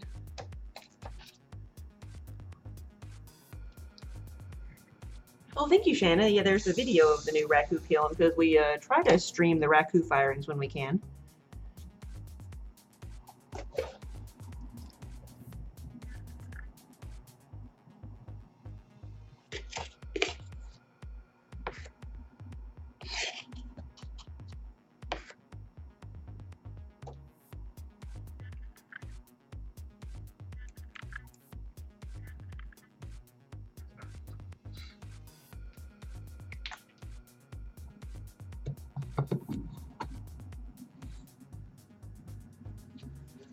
Yeah, they're bookends.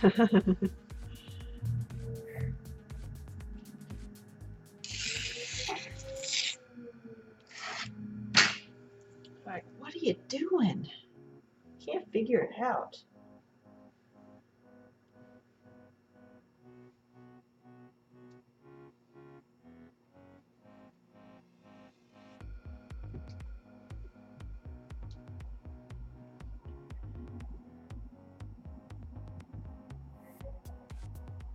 Oh, the tail.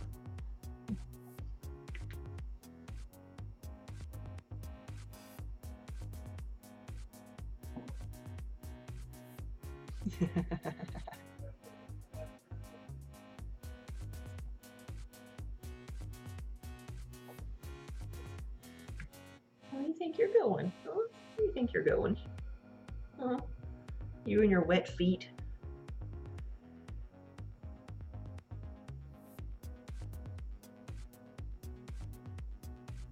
Advanced throwing with a kitten on each leg, yeah.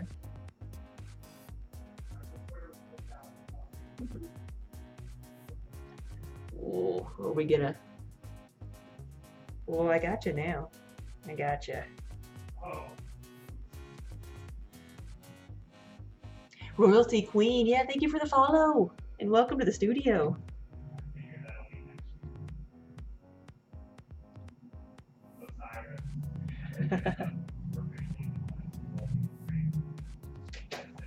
So do you want to change your Twitch name to something more unique? There's nothing wrong with it now. I just assume you liked coffee.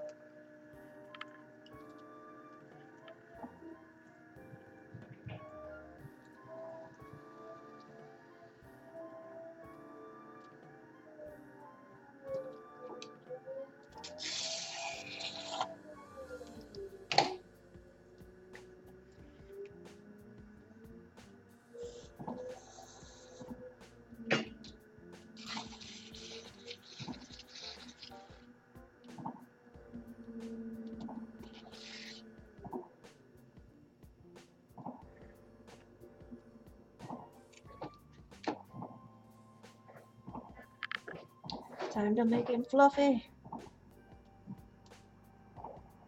We're making fluffy sheeps tonight. So these bowls, they're going to be yarn bowls, but they're also going to be in the shape of a fluffy sheep, white sheep specifically.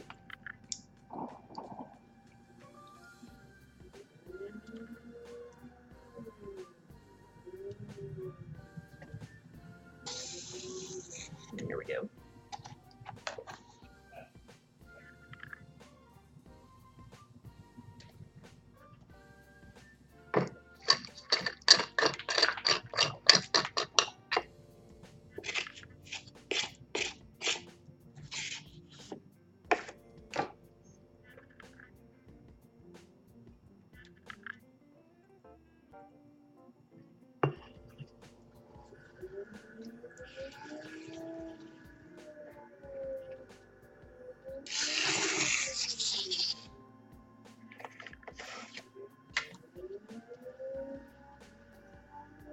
Yeah, coffee. Yeah, I've considered changing my name on Twitch to our business name, Pawley Studios, but I still kind of like playing the mud.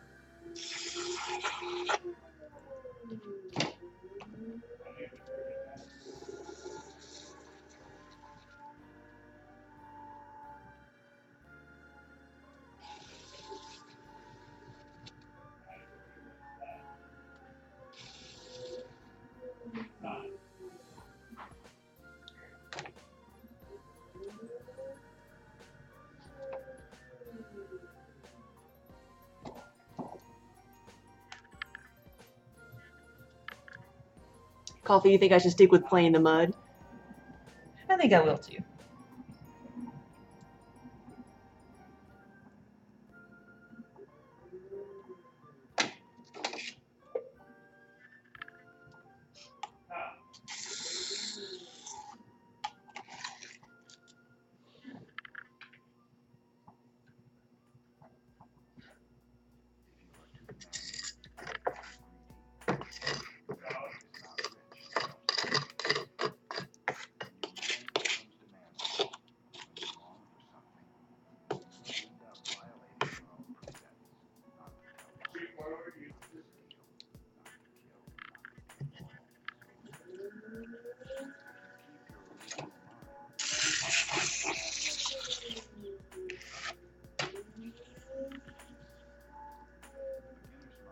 You think your grandmother might like one of the cat bowls?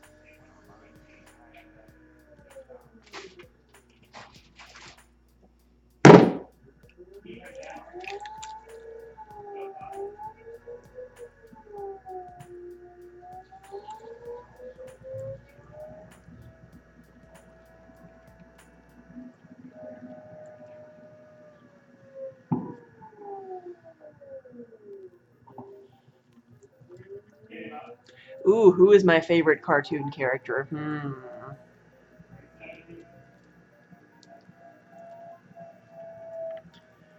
There are so many good cartoon characters. The first one that comes to mind, I'm gonna have to say, my longest standing favorite cartoon character would have to be Scooby-Doo. Scooby-Doo does stand the test of time.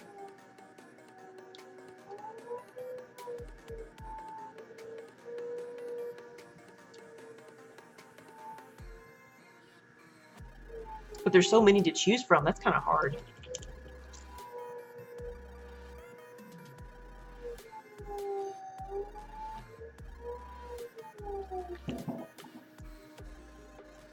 Witchy Gamer, hey, good evening.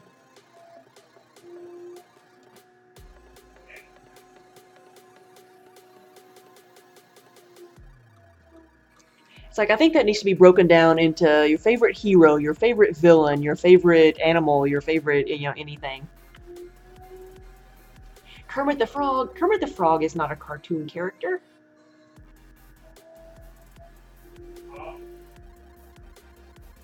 You could open that up to a favorite fictional character.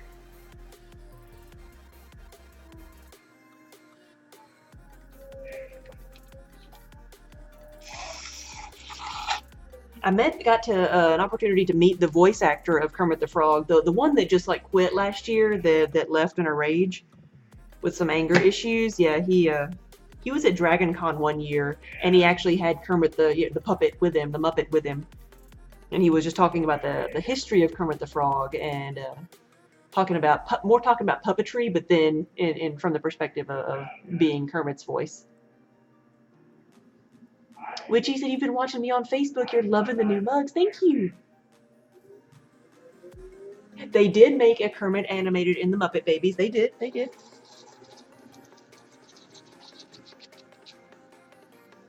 But I would not say that is Kermit's most memorable role.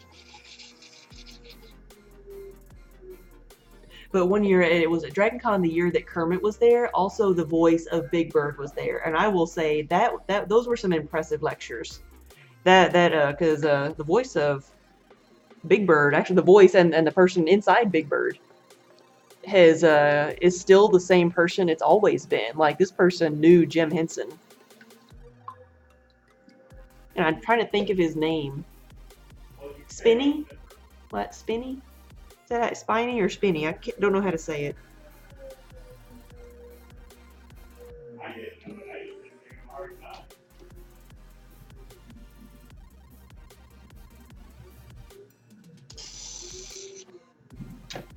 But he was one of those type of people I could just listen to him talk for hours and just tell stories. He was great because his voice, his actual speaking voice, was only slightly lower than Big Bird's voice. So you're just sitting talking to Big Bird. Oh, well, one of your friends goes to Dragon Con. He's a writer. Ooh. Landed Mermaid, thank you so much for the resub.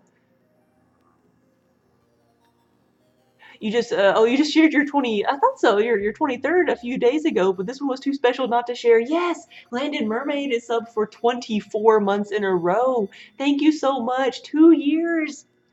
I have to see when it updates. Do you get your 2-year badge? Is it a little bit different this time?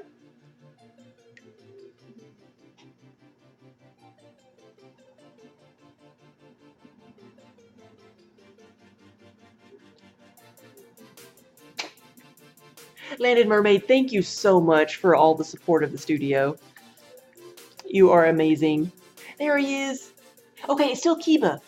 See, Hamster was trying to change it to Minnie, but I guess he didn't actually do it yet.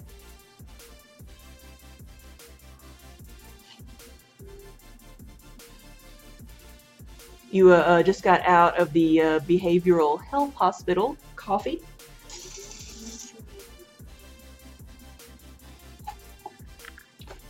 Well, I hope you're on the road to recovery. Unless, of course, you were visiting someone, then I hope they are doing well.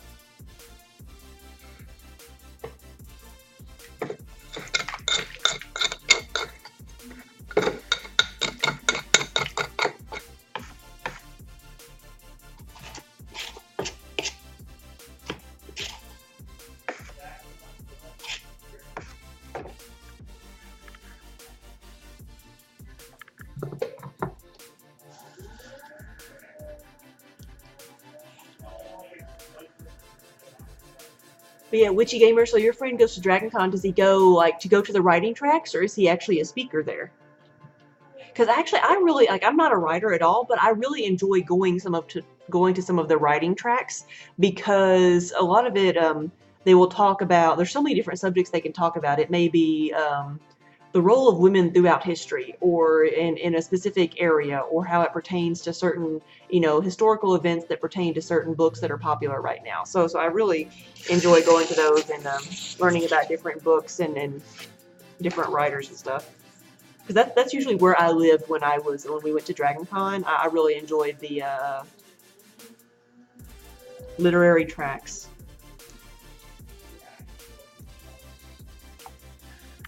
He's been on panels before. Nice. Witchy said, "You're wishing me. Excuse me. I'm making you wish you had a wheel."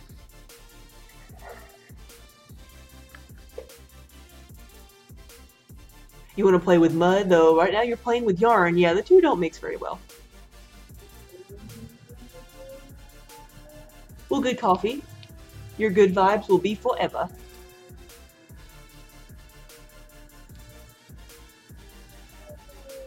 Usually he sells books or sharp, shiny things like swords. Michael Williams. I don't have to look him up.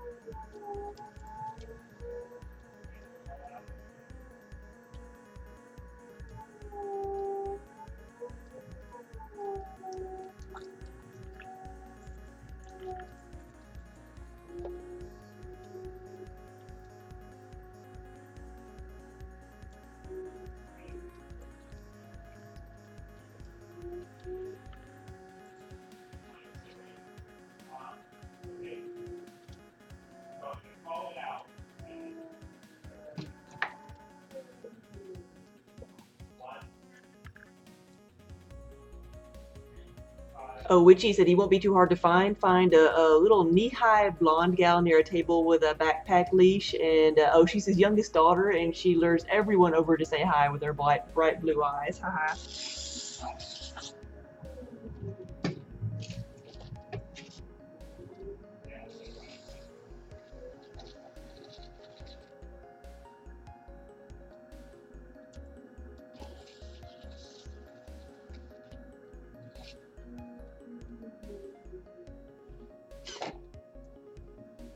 Yeah, we haven't been to Dragon Con in several years now. I think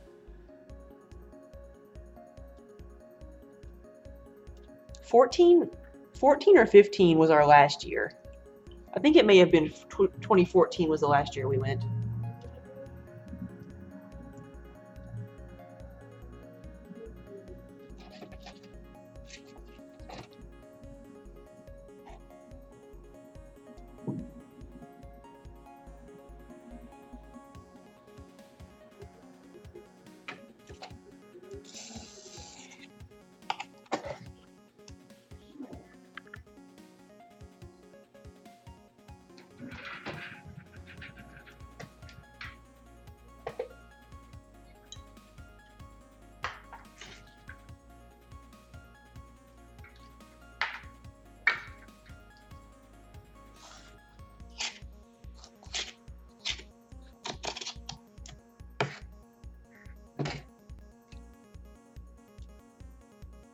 Yeah, Coffee, we'll see you later. Have a good night.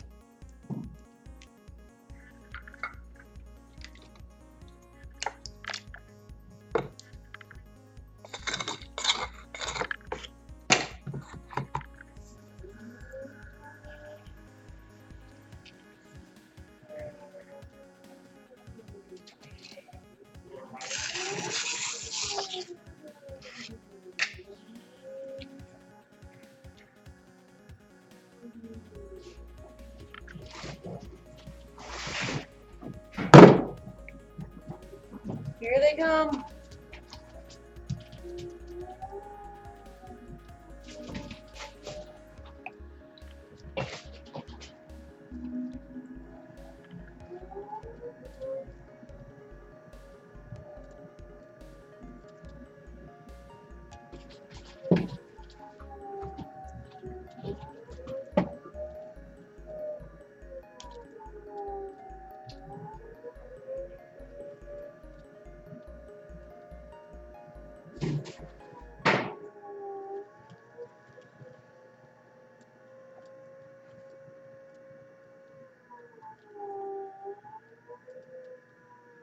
Oh, you decided you're going to make some dice bags, and since I rarely count on my stream, mine is both the safest and calmest to be on. Since there's no counting, means you won't get confused while counting stitches. Gotcha. Well, I'll try not to count the number of bowls that I've made then. I'm making little sheep bowls. That's why I'm making them fluffy.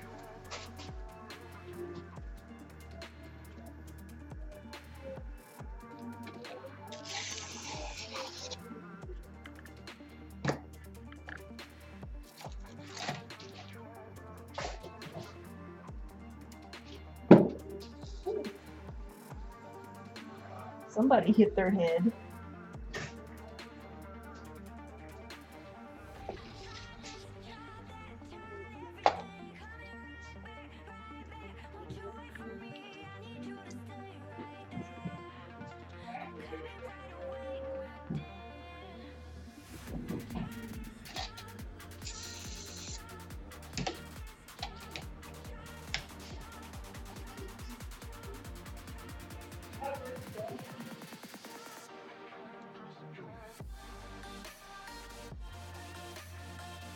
More fluffy sheeps.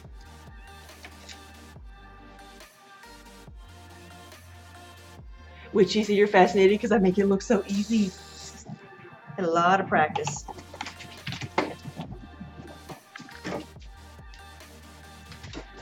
Making pottery with rampaging kittens, though, is kind of like challenge mode.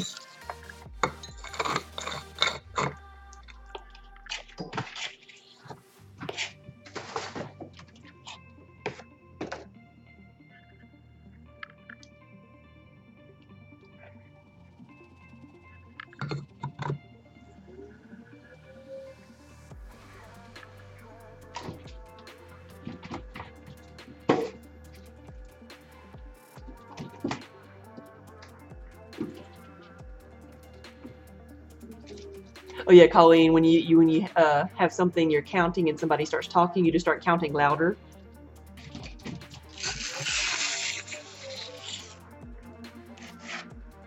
That was one of the sayings. Like we did a contest last year to get some new fiber sayings to put on our mugs, and the one that got the most votes was "Shush, I'm counting."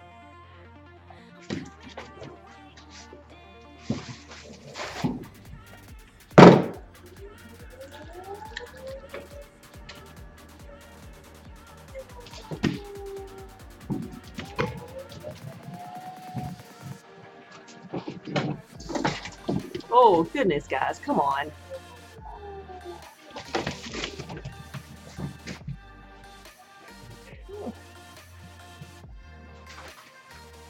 There we go.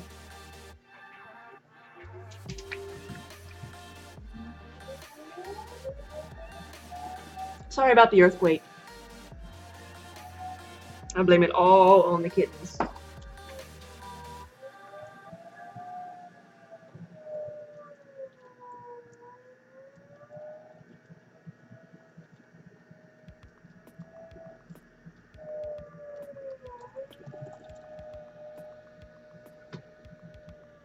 Hey, buddy.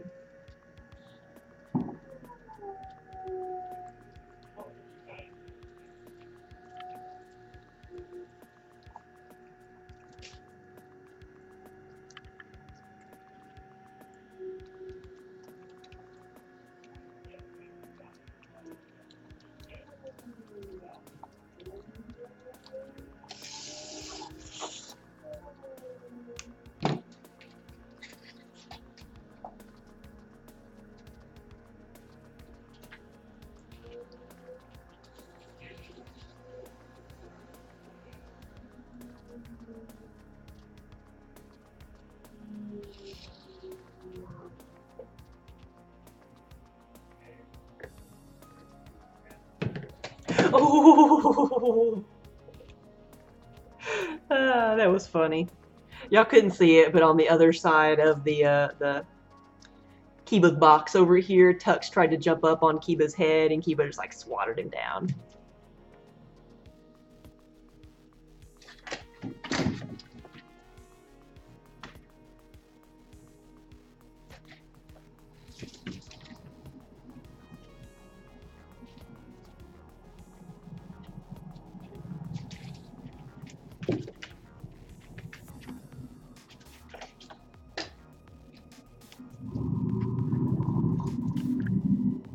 Deanne, oh no! You had to put your 13-year-old orange tabby to sleep today. She was suffering from renal failure. Oh, I'm so sorry to hear that.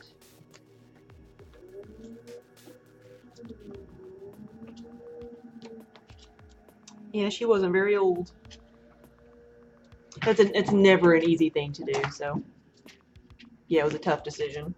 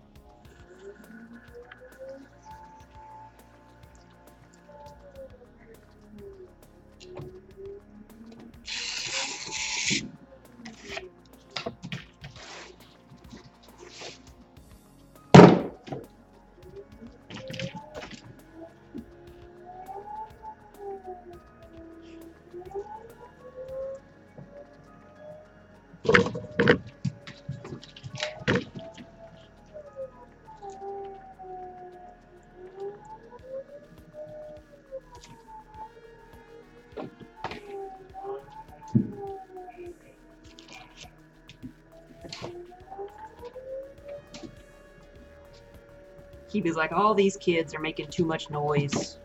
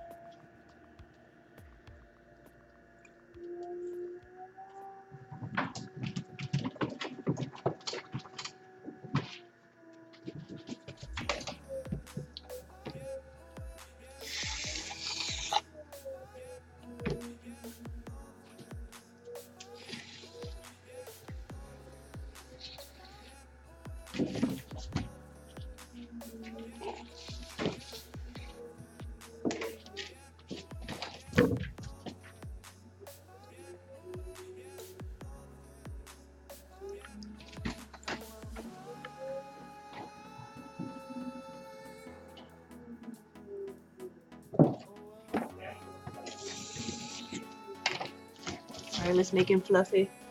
This will be sheep number 11.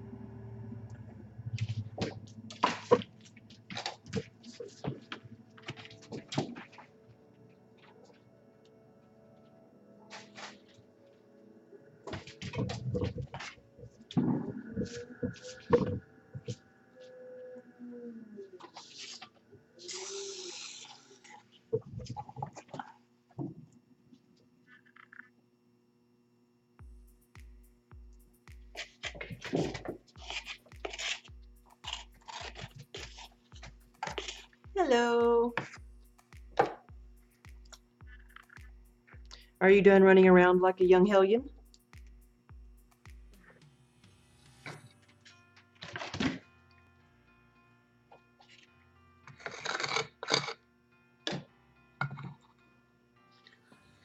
If I mess up a piece, can I start over? Actually, I've got a scrap pile here that may contain 1 claytality right now. Now, if I mess it up on the wheel and like it falls apart, it has a hole in it or it squishes, then what I'll do is I'll cut it off, I'll save that clay for later and then reuse it. I can't reuse it right away, but I can reuse it tomorrow because I'll have to let it dry out a little bit. Because to work clay on the wheel, it has to be an even consistency and a certain have a certain level of hydration. And with the water that I'm adding to these pieces, it would need to dry out a little bit. But yeah, and one of the great things about working in clay is that before it's fired, you can reuse clay as many times as you want. And so I save all my scraps and all my broken pieces, and I've got, a big reclaim center in the back where I just constantly reusing the clay, recycling it.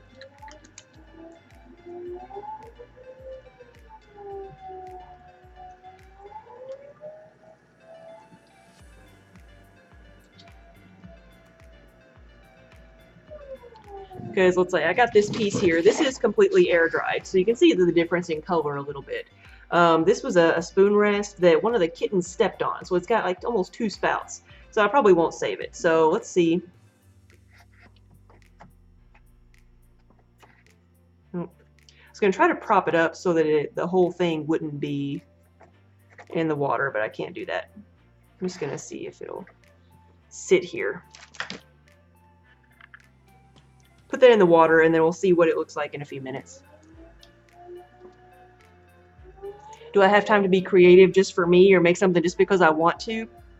You know, not a lot of the time. You know, but it's not something that I'm going to complain about. You know, I'm busy enough. I have orders that I'm filling that are paying my bills. So at this point, I'm perfectly happy doing that. But what I get to do, you know, especially when I was just making mostly just yarn bowls and mugs, within the canvas of a yarn bowl or a mug, I get to play around. So I get to play around with textures, with shapes, with sculptural aspects, and with patterns. So it's even though I'm making similar things all the time, there's still a lot of variety and a lot of experimentation that can be done. So let's time this. It's 10:06. Let's give this 5 minutes and see what that spoon rest looks like.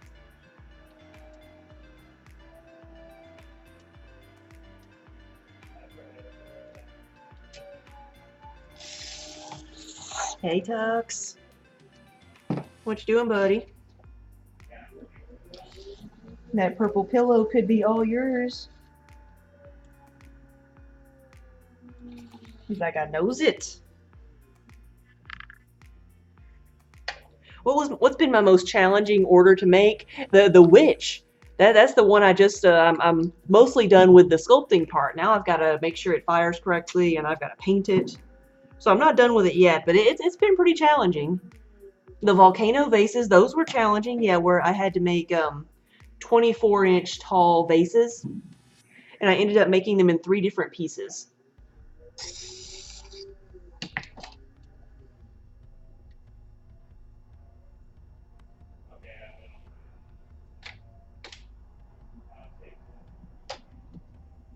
The most challenging pieces are always the things I've never done before, because I have no frame of reference. I don't know how long they're going to take. I don't know the challenges of making them. Didn't they crack? You know, in the end, some of them did crack. Not all of them.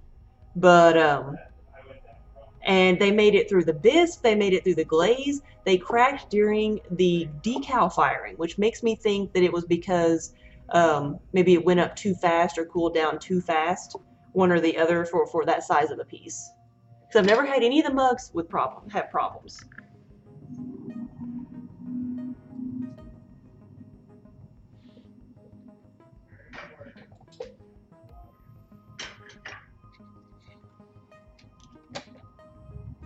They were wider at the bottom than the top. Yep.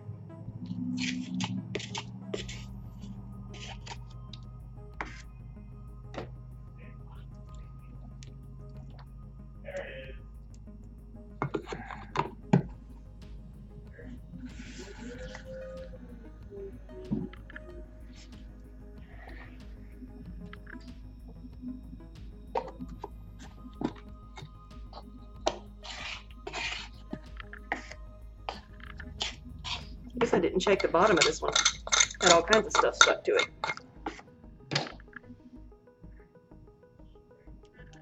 Oh, Mom Swage, yeah. Oh, you watched while I was making them. Gotcha. Yeah, they were called volcano vases because they were wider at the bottom than they were at the top, and they wanted them to be glazed in red and black bloody. They wanted them to be black, and then with like red dripping out of the top like a volcano.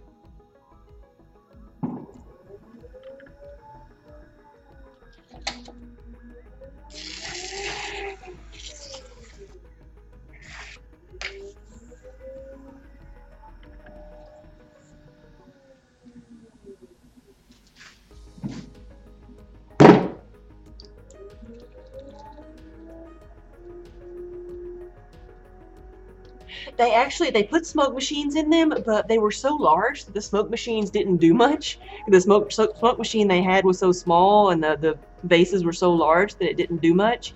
So what they ended up doing, it was at a yarn show. It was supposed to be a centerpiece for like a yarn demo area. It was called the Fibratorium. So it was like an experimental yarn section where you can go in and try new things. So they wanted these beaker kind of test tube centerpieces, And so what they ended up doing is putting yarn in the top of them, making it look like they were like spilling yarn. So.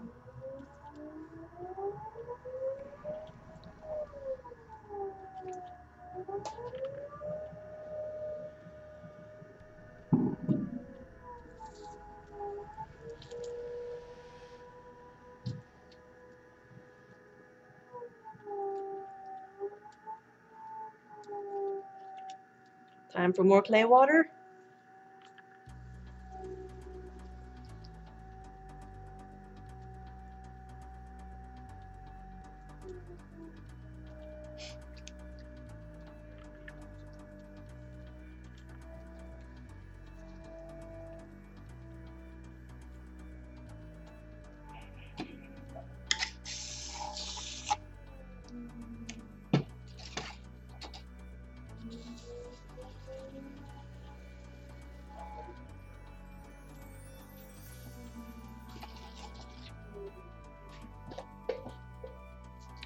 So I've got my spoon rest in here, and so 5 minutes, it's still it started to soak up a lot of water, but it's not started to break down yet.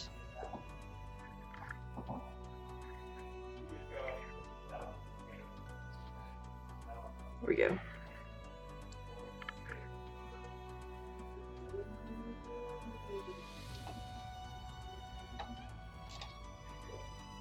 Yeah, they could have filled them with dry ice. I didn't know if they didn't have any available or what.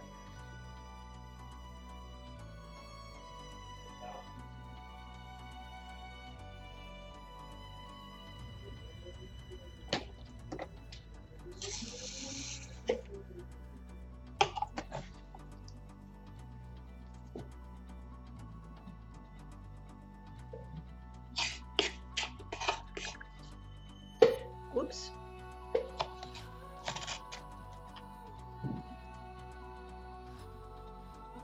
It's got to inspect everything.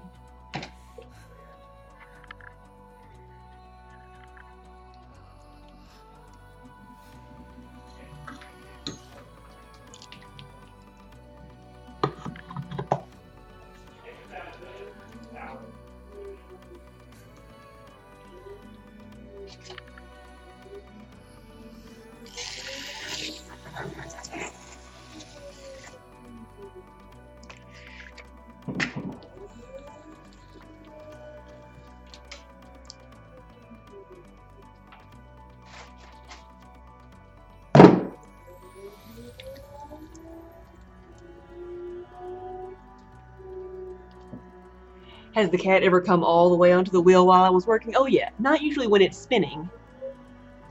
But yeah, the kittens don't care if they get their feet wet. And I used to spin our larger cat, Kiba, I used to spin him around on the wheel at the beginning of every stream, but he had a few very bad experiences with the wheel, and so he's very nervous about that now.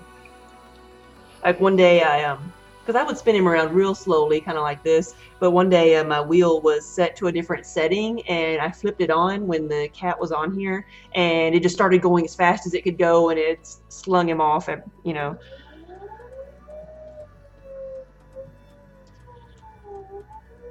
And so he was very rightly scared.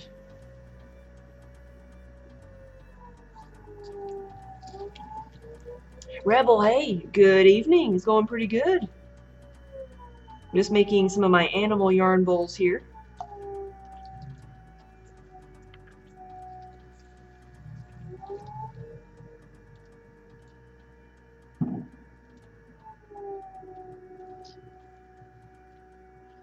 I think there's actually a clip of it, just like there's a clip of everything else.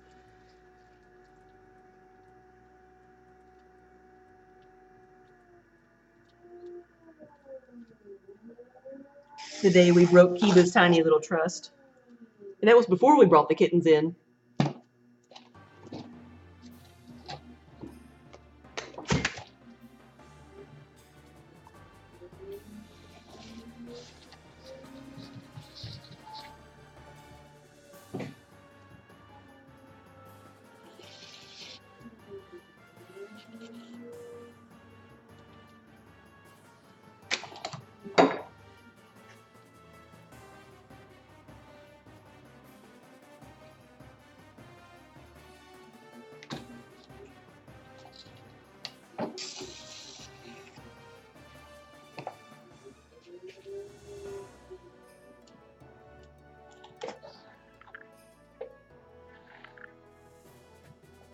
We have 15 fluffy sheep bodies.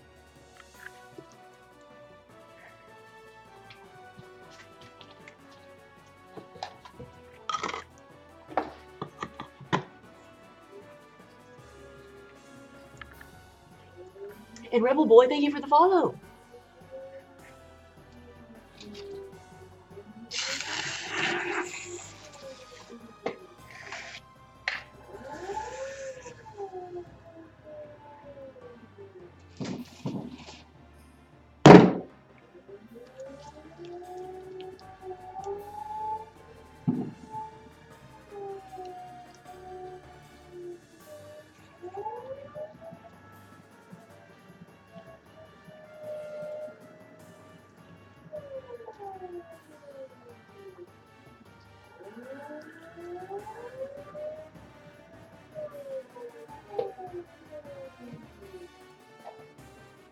Oh yeah, it wasn't as bad as I made it sound. Tell that to Kiba. But no, seriously, since then, like, he doesn't want to be spun on the wheel. Usually he would let me spin him around slowly while I petted him, but he won't let me do that anymore.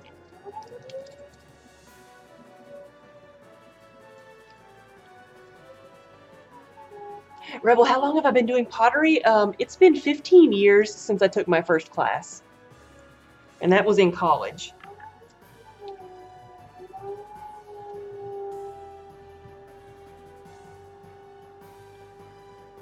So after school, I've took several classes in college, and I managed to keep my hands in clay for a while after school. I had my own studio for 11 years, and I've been full-time at this for 6 years now.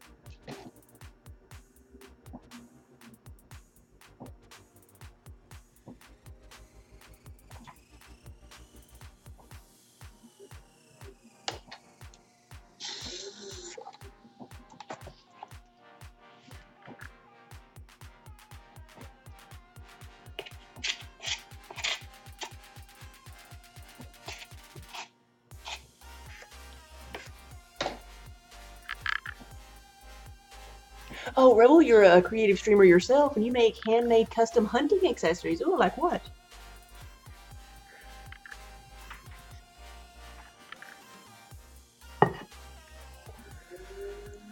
Hey, buddy, you finally settling down.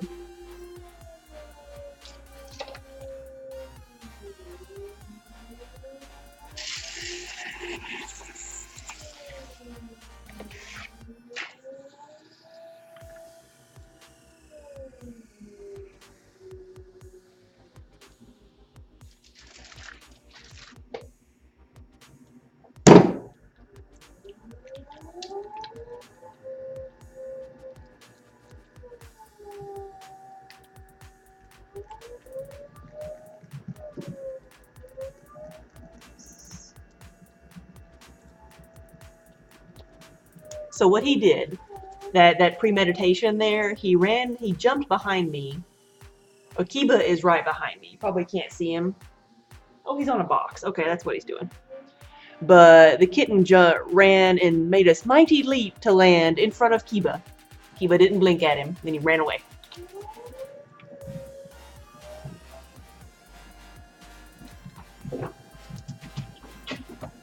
Lanyards, gunslings, game carriers, bow slings, bow wrist strap, binocular straps, dog collars, and dog leashes. Wow. So are you a leather worker then? Oh, paracord. Okay.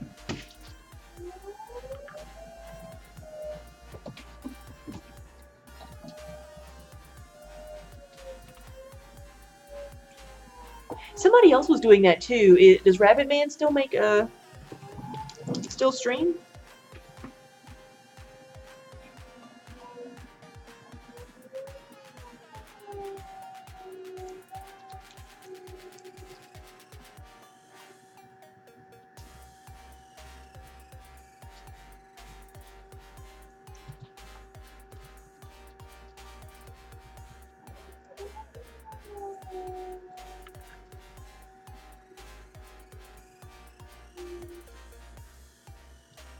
So how long have you been making things out of paracord, Rebel Boy?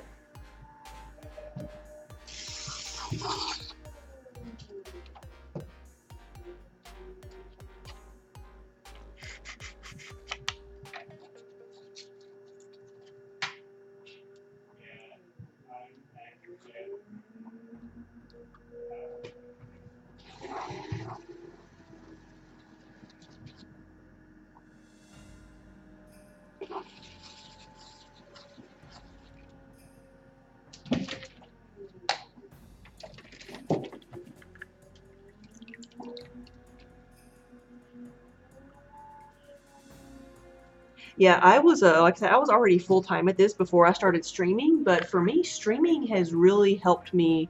Like I mostly do wholesale, but since I've been streaming, I've been doing a lot more retail internet sales on my own website. You've been doing this since the first of the year. Oh wow! So are you selling your pieces too?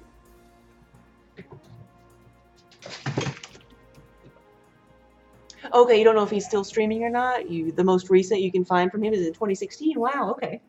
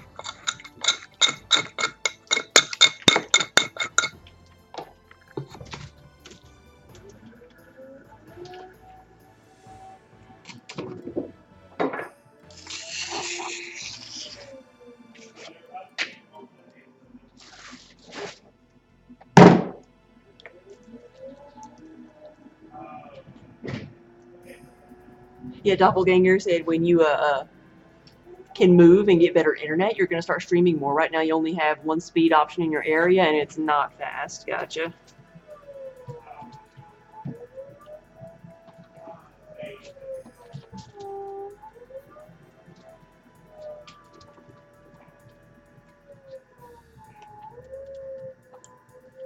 Yeah, Monswings, your painting is just a hobby, nothing to live from. Yeah.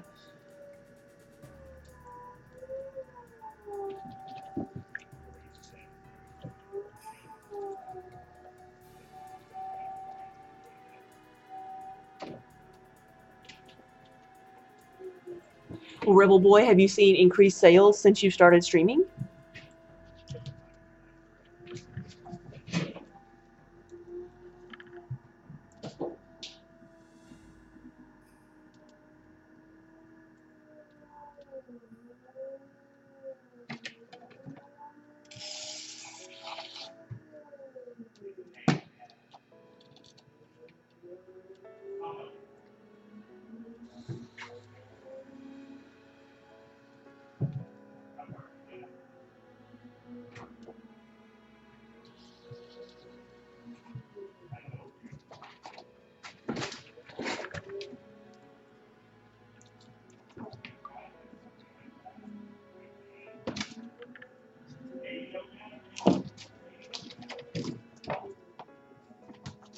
Whoa. Hello.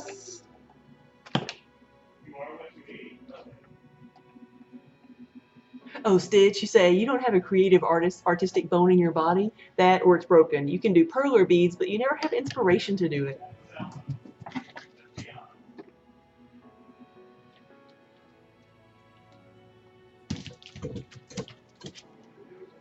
What do you do to relax? So for me, this is like crafting has always been what I did to relax. Like being creative is what it's kind of like meditation to me. So I'm curious, because some people play video games, some people craft, some people listen to music or read a book or exercise.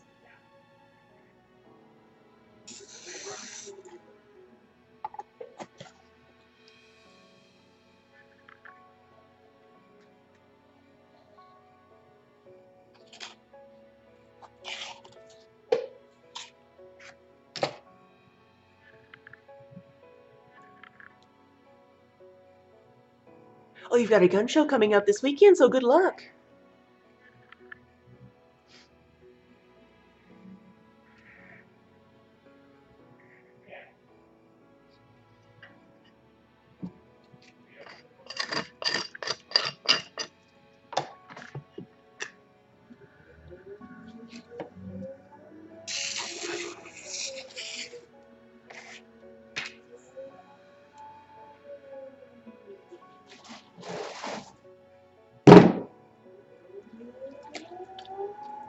So this hopefully will be number 19.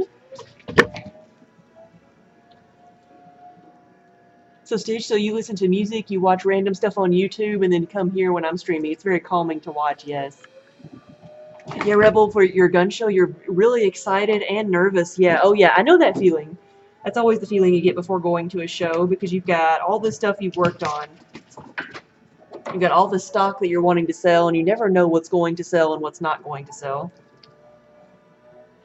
I've got a couple of those shows in the fall. I go to mostly fiber shows, and I have a grasp of what's going to sell at the fiber shows. I know kind of what it's a good variety of things to bring. But I'm doing a couple of fine art shows, so I'm going to be bringing just a little bit of everything, with all my bakeware and stuff. Still a lot of mugs, but it's not a themed show, so I get more apprehensive about those. Which is why I like wholesale. Wholesale, I sit here and I make things to order, and I know most everything I make is going to sell.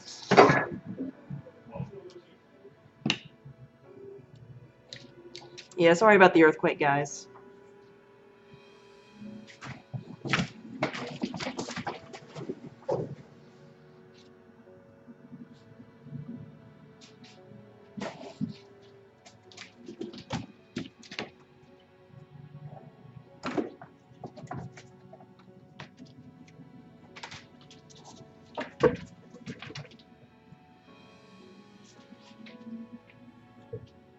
Oops.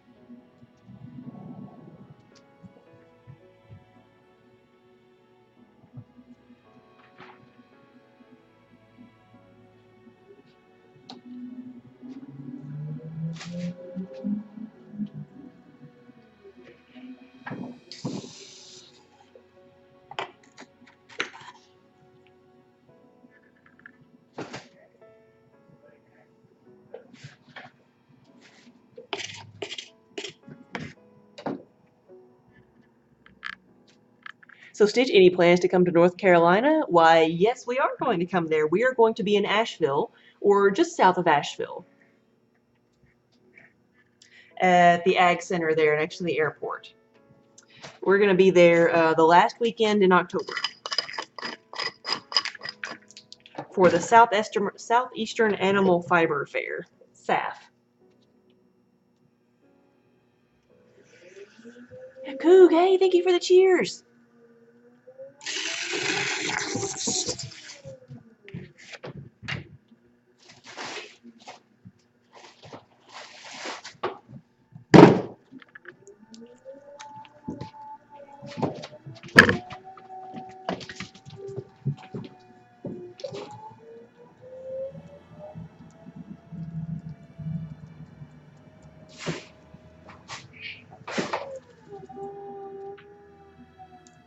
Oh, Monswings, you started live streaming first in 2011. You were very nervous, but you're pretty used to it now.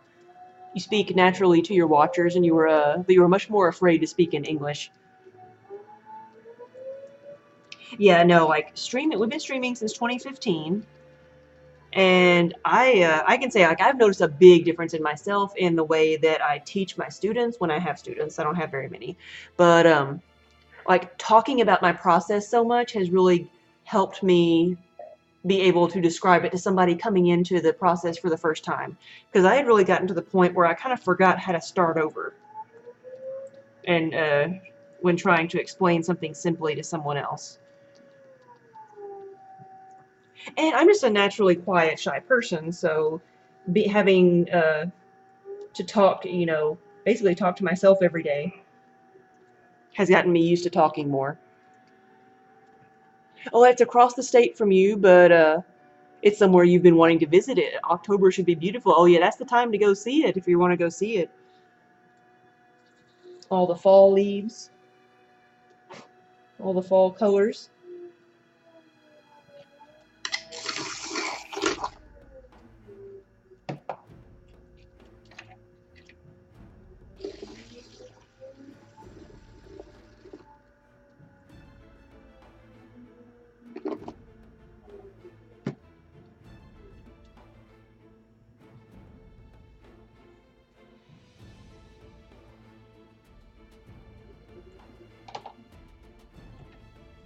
Well, Ashley, you're out of here.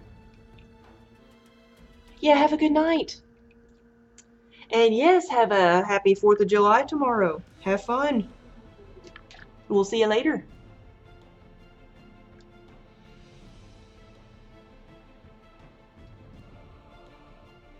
Well, I guess that's how I am, Monswing. Well, of course, when you find people who think the same way or you're curious about what you're doing, it's easy to be talkative, yeah. But like my husband, Daniel, the Wonder Hamster, he has never met a stranger. He can sit and have a conversation with a brick wall. So I sent him out to be my salesperson.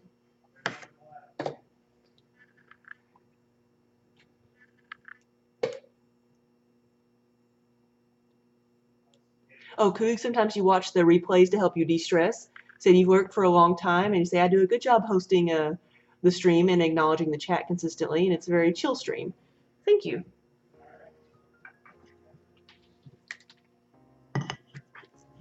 All right, we have 20 pieces. I've got a few more I can do. I think I have 5 more.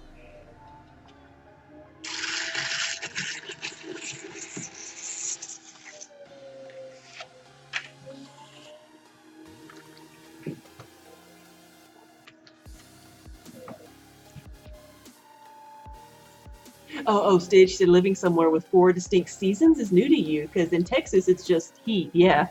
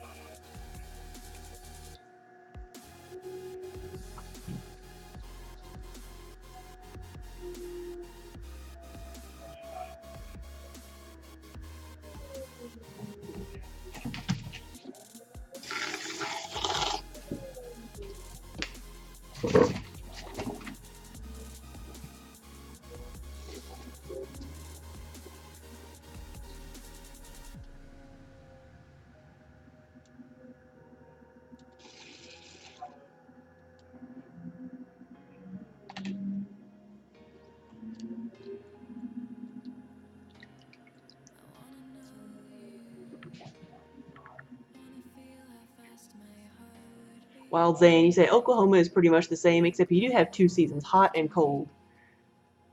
And sometimes a storm chase season.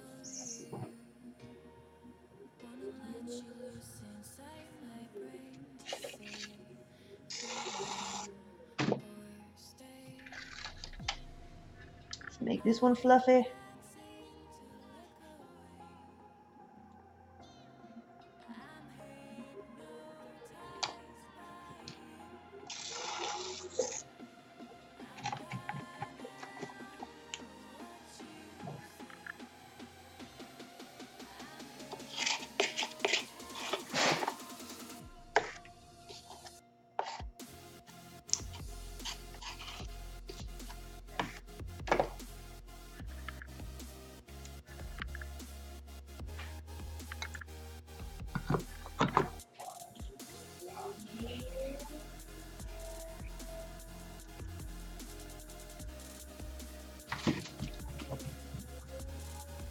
Duct tape, he said, in Seattle you have 2 seasons. Stereotypical Seattle, which is what, rainy?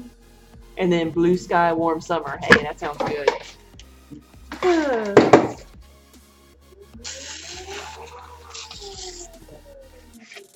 Again, sorry about the earthquake, guys. We have rampaging kittens.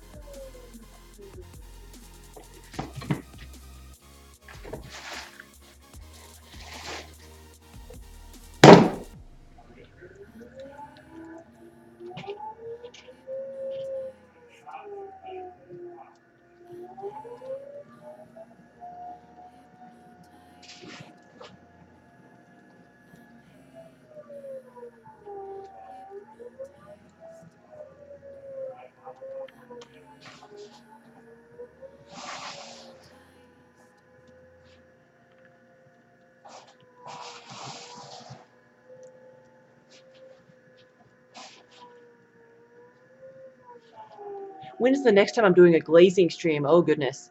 I actually don't know, but it will be within the next week. Because I do need to do one, but I haven't set it on my schedule yet.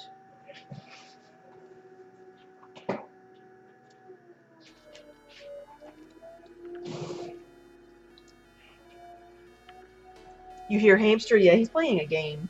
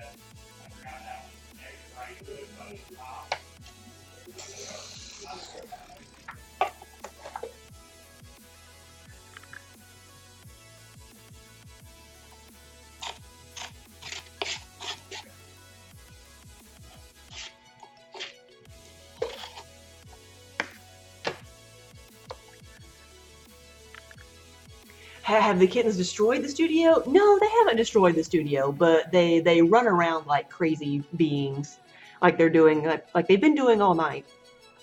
I don't know where they went just now, but they are nuts. But they've not been too destructive.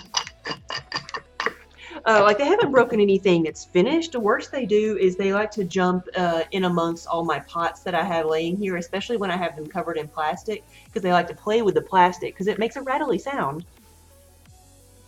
And then they end up squishing everything under the plastic.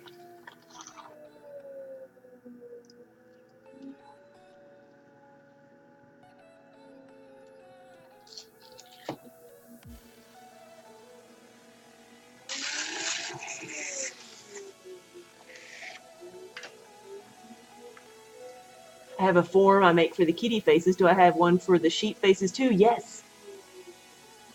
So yeah, I have a little press mold for all the different animal faces.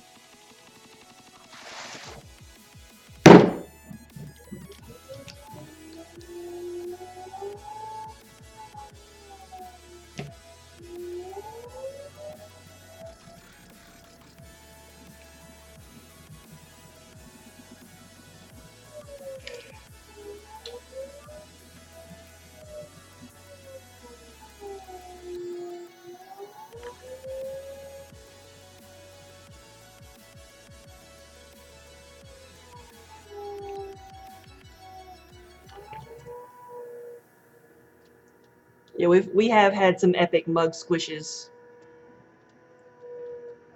or catastrophes.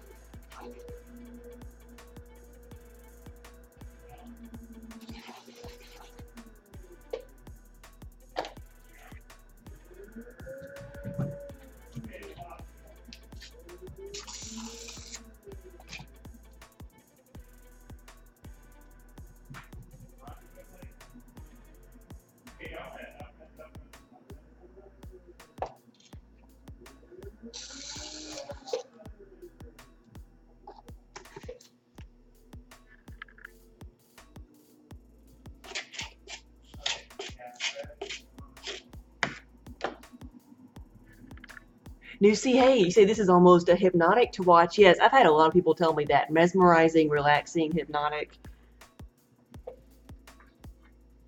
But like I said before, it for me, this part of the process is, it's just as relaxing for me to do as it is for you to watch. It's very easy just to kind of get caught up in the repetition of the process and just completely zone out.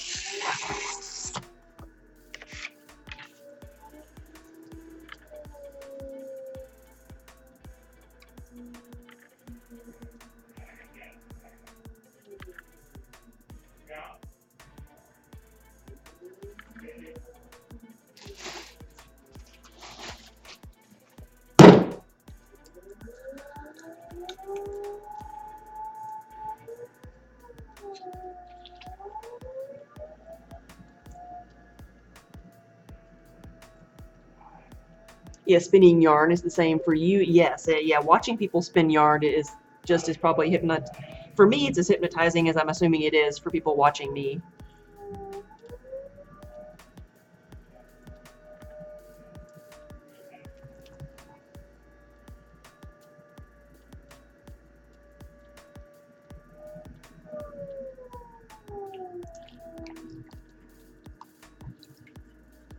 Oh, I haven't checked on my spoon rest in a bit. It's dissolving quite a bit. That used to be a spoon rest, and there it goes. Yeah, there. So it's softening up. It's not completely dissolved, but it's almost there. I don't know how long it took because we put that in at like 10 after. So it's been in there for 30 minutes.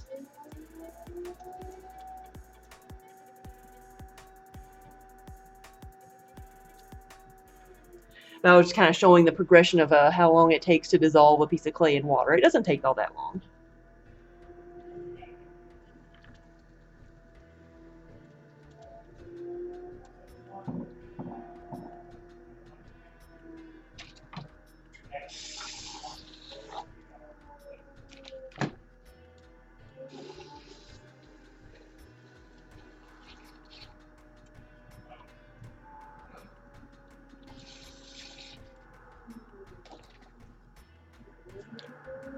Did a girlie say you love watching me? Thank you.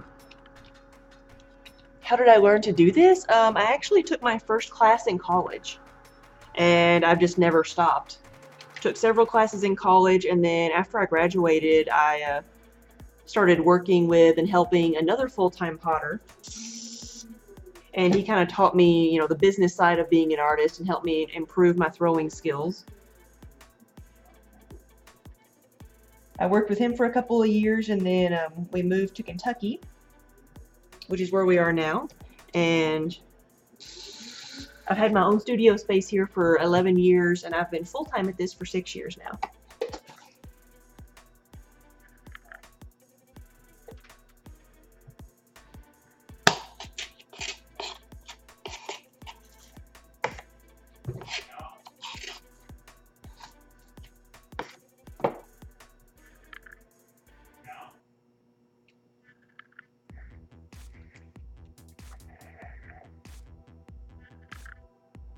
You say all Okies are weather geeks. I mean, yeah, I mean, you kind of have to be, right? Do I have to get the wheel regularly maintained? Nope. I can honestly say I have had this for 11 years and I have never once had it maintained. It does not need to be oiled. They last for a really long time. I'd hesitate to say forever, but like pottery wheels, like they're fairly simple machines. That's why I suggest, like when people are asking me about buying a wheel, I suggest looking at them used. Because even if they need a part replaced, it's usually kind of easy to do.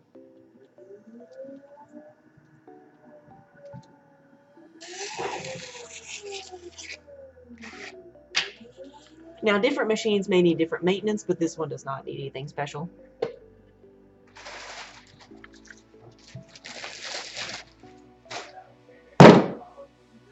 All right, this is the last one.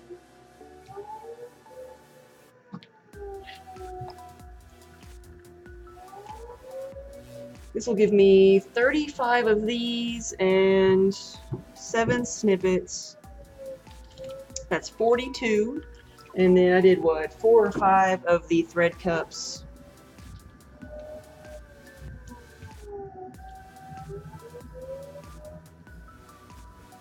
Then earlier today I did 40 mugs. I mean, not 40 mugs, 40 bowls, 40 regular bowls.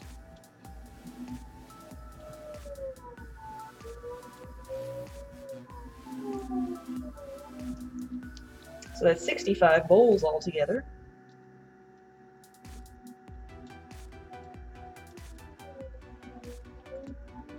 Whoa, Duct Tape, thank you so much for the sub! Yeah, welcome to the Muddy Buddies! And Duct Tape, you will get, check your whispers pretty soon because as a subscriber to the channel, you get a coupon code to use on our website. It changes every month. But this month's coupon code is actually for a free Kiba dish. Let me wipe him off here. Got some clay on him. But I made several of these earlier today. These are what I'm giving away this month. Sometimes we give out a coupon code for a discount or for a certain item. This month we're giving away these little Kiba dishes, Kiba emo dishes. So you can go claim yours anytime this month. It's a way we say thank you for supporting the studio. Because we are a small business here and every little bit helps.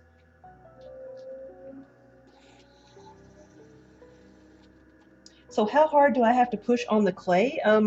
The larger the amount of clay, the harder you kind of have to push, or the more pressure you have to put on the clay.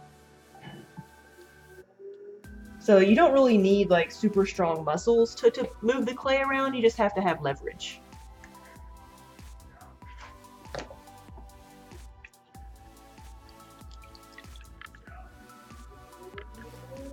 So with mostly the small pieces that I make, no, like my hands don't hurt from this. It's very low impact. Now the only thing that, like, my hands get super dry from being in water all the time and having the clay on them, but like when I'm glazing, that's when I get more like, I get hand cramps from gripping the pieces so many different ways to glaze them. But this is not very hard on my hands at all.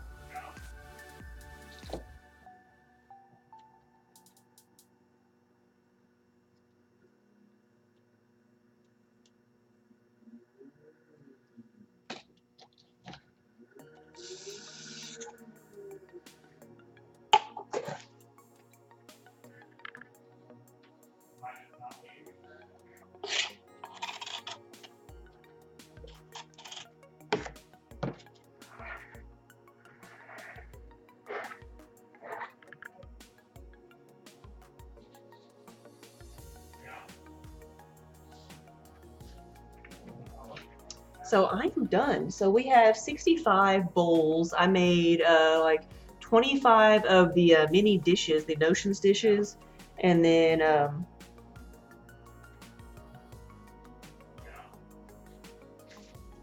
I forget how many of the little thread cups. So not a bad day. So at least 70 pieces. Yes, I will check our whispers. Thank you for the reminder, Moon Reaper. And guys, have a wonderful night. And if I don't see you tomorrow, have a good 4th of July for those of you celebrating. And I will see y'all later. Let's get these kittens. Oh, I gotcha. I gotcha. Come on.